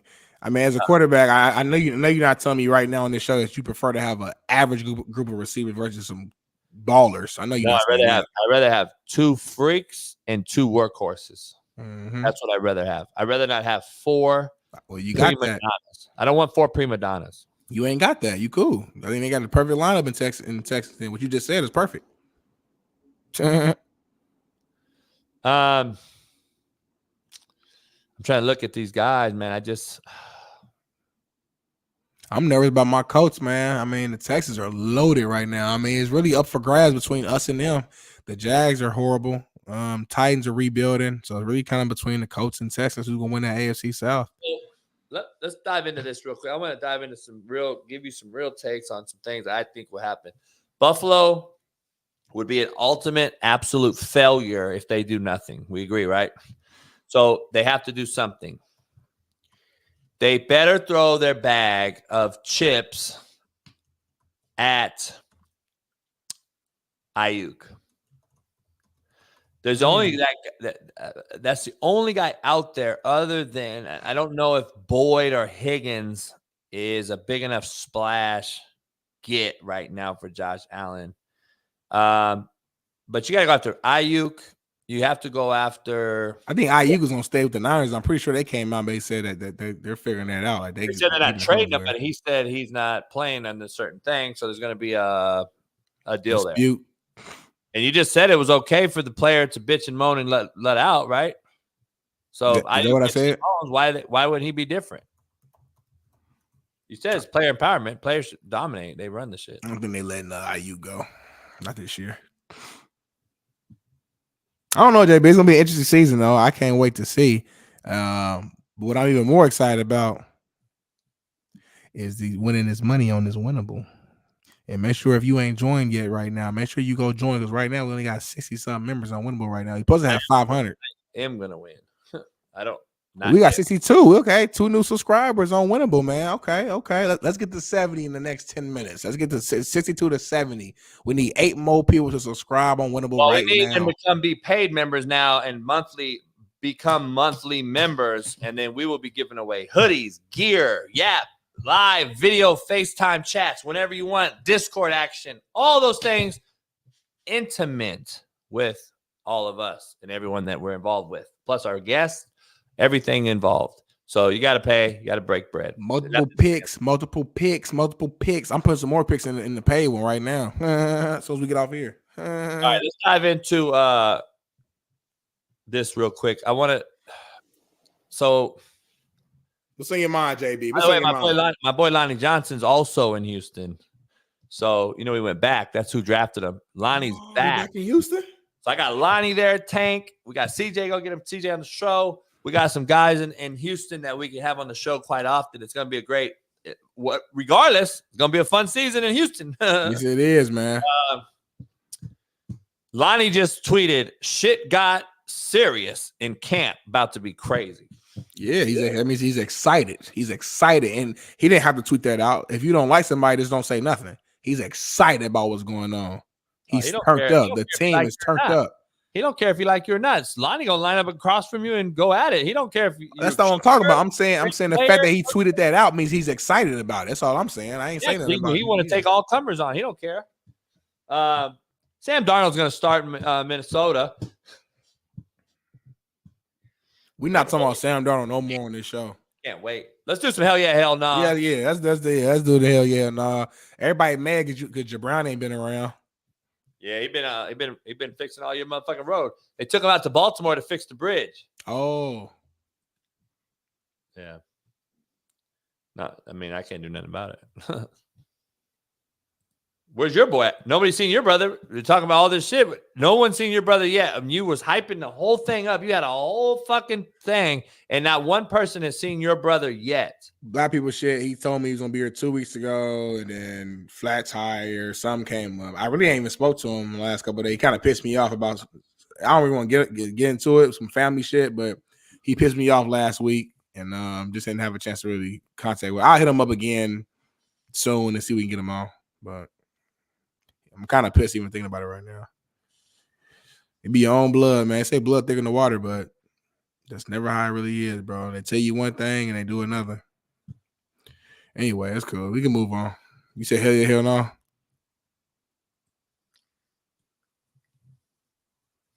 Hell yeah, hell no. Stephon Diggs will get the Houston Texans over the hump.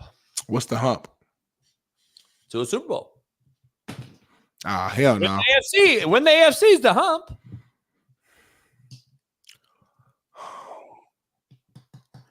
I'm gonna say hell no. I think he's gonna perform very well. I think the team's gonna be the best they've been in a long time. There's too many good teams in the AFC. I just don't see them getting over the hump. If the hump is, winning being number one seed in the AFC and going to the Super Bowl, I just don't see it. But they're gonna be really good. Lonnie Johnson, fact, is the best Kelsey defender in the NFL. Ask Kelsey himself. He will tell you Lonnie Johnson is his kryptonite. Yeah, he got him one game. Yay. They fucking played 12 times. Go look at the stats every time Lonnie Johnson has defended Travis Kelce and then get back to me. Fuck boy. All right. Number 2.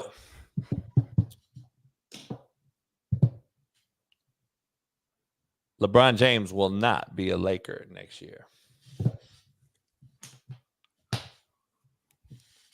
What's his contract situation right now? Don't worry about all that. Hell yeah, hell no. LeBron will be a Laker next year. No. I'm gonna say hell no. I don't know where he's going. I know my conspiracy was Cleveland. He got a contract and a no trade though. He got no trade clause? Yes, he has a no trade and he has a contract. So I know the original plan was to get his son there. I'm sure everybody knows that. Right. It can still happen regardless of what college he goes to. Yeah, of course. But I don't know though, bro. Lakers mess around, lose first round, or losing the play-in, miss the playoffs. You think, I don't know, you think he's gonna just come back and just want to run it back again? The same team, same unit. I feel like LeBron might want to go somewhere else. Join Steph and Golden State. I mean, it's hurting his legacy, bro. He don't care though. Well, then don't call him the GOAT. Well, it hurts the legacy to OGs, but the young generation don't. Like, this is normal to them. The moving around. This is regular now. It's all perspective. I know it is. I got to ask you too. Like, when did getting a triple double just become the norm? Westbrook and Jokic. God damn, the NBA is so shitty.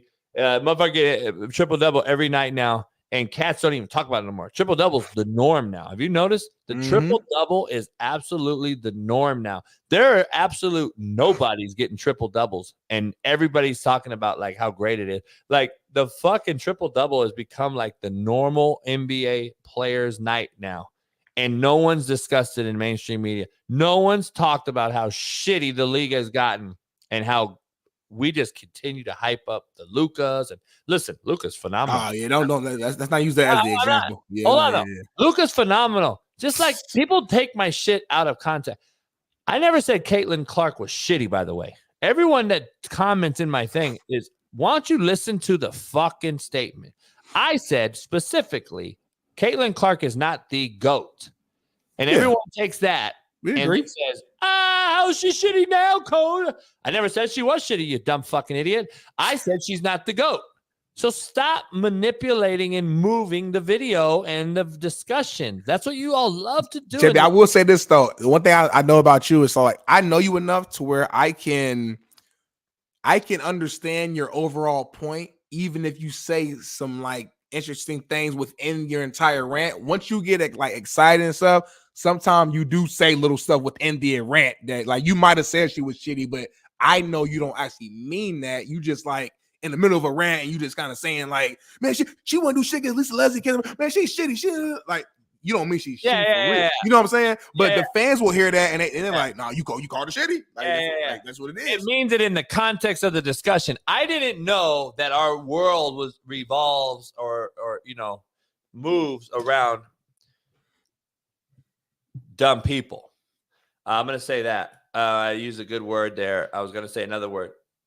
Ignorant, dumb idiots who can't see through the line of the discussion. I did not know I had to spell it out for every time we discuss something, that it actually has to do with the discussion at hand, not an overall fucking roundabout thing.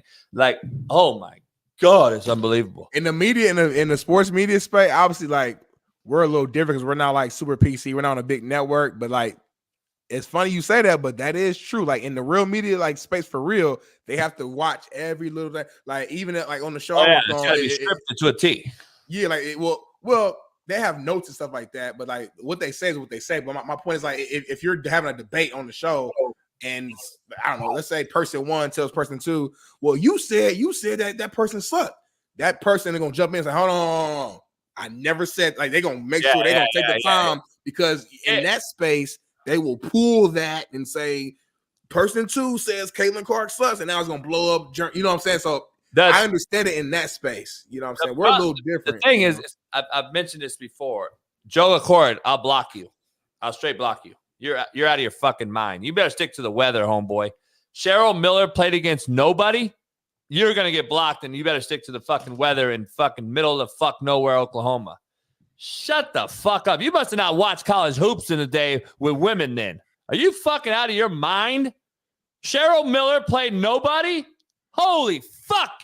No wonder your woke ass is in here talking that shit. Are you fucking shitting me, Joe Accord? You're a goddamn idiot if you think that Cheryl Miller didn't fucking play nobody in her day. Are you fucking joking me? But fucking Caitlin Clark did?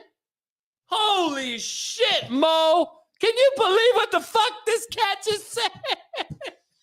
Tell me about my motherfucking tornado in this motherfucker and the rain this weekend. Stop missing me with that bullshit. Cheryl Miller didn't play nobody? Holy shit. We're going to have that whole fucking discussion tomorrow, Joe. I'm bringing Joe on the show. We're going to have that fucking discussion. I can't wait to break down who she played against. Holy fuck. But guess what? The girl making pussy fucking molds is better, right? Anyway, let's dive into. Didn't nobody bring up? That's crazy how you discussion. You be catching strays on this show. It ain't even saying nothing. The discussion I want to break up is. By the way, my heart is perfectly fine. I'm not breathing hard. Do you hear me? You sound cool. It's because you on that new diet. Nah, diet has nothing to do with it. It is a trained mechanism. It's called silencing the mechanism. You guys don't know about it. You just learned that because I watched Last Chance Shoe and used to get worked up. Used to be in the side. Your heart. I can see your heart. I go in the office and I talk normal. You see that everyone asks me that every day. How do you do that? It's called silencing the mechanism. You guys don't know, but you're not ready for it, dog. You guys just aren't ready for it. It's okay. JB swear like he on like a different level than this everybody. Like JB just got like a different. But I'm humble about it. I'm humble about it. But I'm humble about it. No, I'm not in good shape. I'm in absolute. He's in horrible shape. I'm glad you emphasized that. I bent over yesterday to put air in my tire, and I literally almost passed out. So I am not in great shape. JB loving. I was at his house because I was like carrying. I was carrying all the groceries by myself. AE just looking at me at the door, and then JB just sitting around. I'm carrying all the stuff, heavy like boxes of shit, like straining. I'm carrying the propane tanks, one on my back, two in my hand. JB just sitting there. Yep, he young. Let him go. AE just sitting there ready. I got in the car like, fuck. And Jerry was in my truck. We were going to San Diego Padre game. And I was just putting air in. I bent over, putting air in the tire. And it was, for some reason, just like cut off all my like air. So maybe it's just cigars. I don't know. Maybe it's just fat. I got to lose weight. I don't know. I would love some of you fat fucks in this chat to bend over and put air in your tire and video it and send it to me, you fat fuck and wobble bodies. I want to see you do it and talk all that shit. Shut the fuck up. 48, motherfucker. I'm not 24. I don't know anything else that's going on. So. Jazz said you got to touch them toes, JB. I'm sure you would love to see that, Jazz. Jazz, you got to watch Jazz. Jazz a little. I can't touch my toes. I am clear as day, the most flexible human being, still with the most bend at the hips, the most bend. I can put my palms and heels on the ground right now. Me too. I'm very flexible. I'm not trying to be funny. Like, that's one weird thing I had. It's like I have stiff hips. Like, as a football player, they'll say, you know, Darnell, the one weakness, you got stiff hips, but I'm very flexible. It's weird. I can put my palms on the ground. I can sit down, open my legs up, lean forward with my hands, and make my forehead touch the ground right now. I'm dead ass serious. No bullshit. Always good. I can touch my toes and have AE, though, do AE behind me. That's just a little too feminine. Well, I just couldn't have AE behind me. Huh? I couldn't have AE behind me anyway, so I couldn't have AE. I don't know where this guy gets his stats, Thomas Lester. Lonnie played Kelsey 3 times in his career. That's all you're seeing. Really. I know for a fact that he's played him many more times than 3 games. So whatever stat line you're getting, you're a fucking moron. Why don't you go do the stats? Sean Waffle, I'm sure, will tell you different. We got a lot going on. Tomorrow, it's Tell the Truth Thursday, Truth-Telling Thursday, because we got Steve Kim on. We got Shaun King on. We got Matt McChesney on. We got a full loaded Thursday. We got a lot of people. We're going to break down film every Thursday with Shaun King. If you didn't know that, we're going to start showing film like I love that segment. 2 weeks. Start sending me film so I can break down film myself too. Can't. You don't have Wi-Fi at home. You have no hard connection. You have no real setup. You have to be quiet. You can't show film. You'll get evicted. And I can't email you because your server is too weak and very small. You won't accept incoming files that are larger than 1 megabyte. So we can't. Gotcha. Never mind.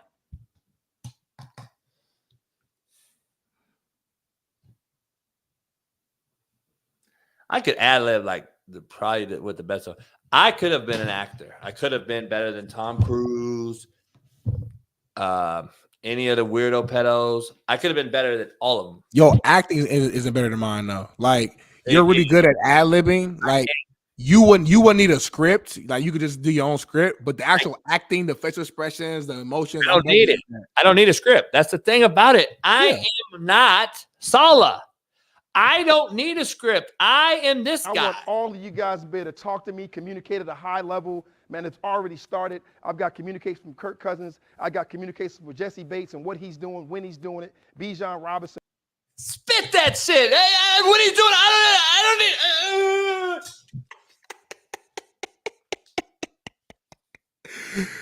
Oh, man. The crow and the eagle.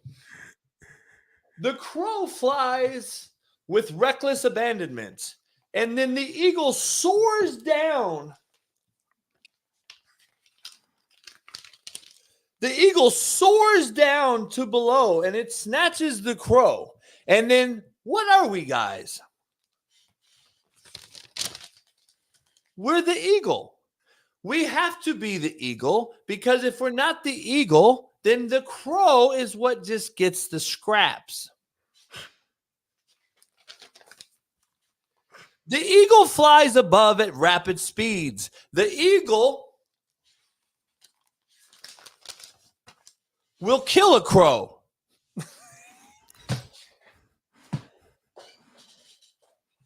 Fuck, man. Shout out to PP, Pat Perez, 4 Aces. Bam, they're in Miami this weekend. I'll be at his house next week. We're going to chill. Take AE maybe. I don't know.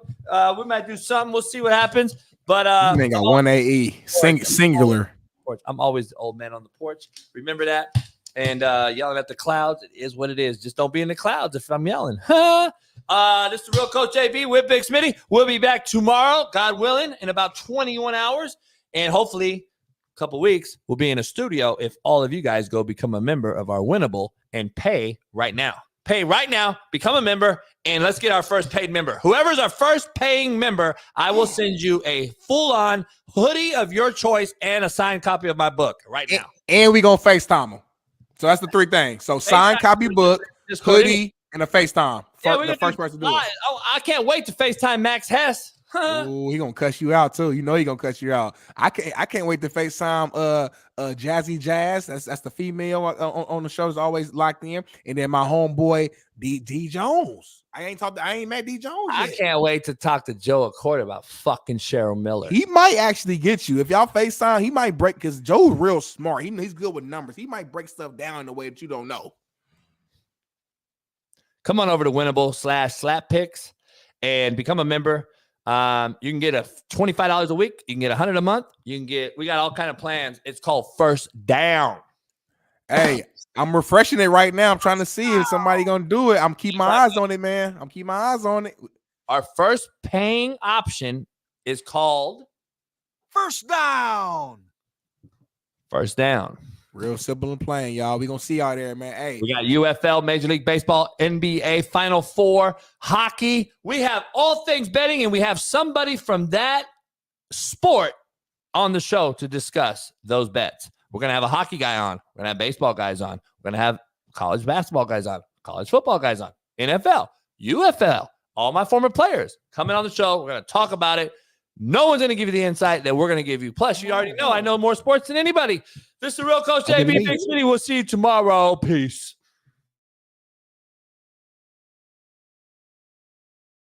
It's a wrap.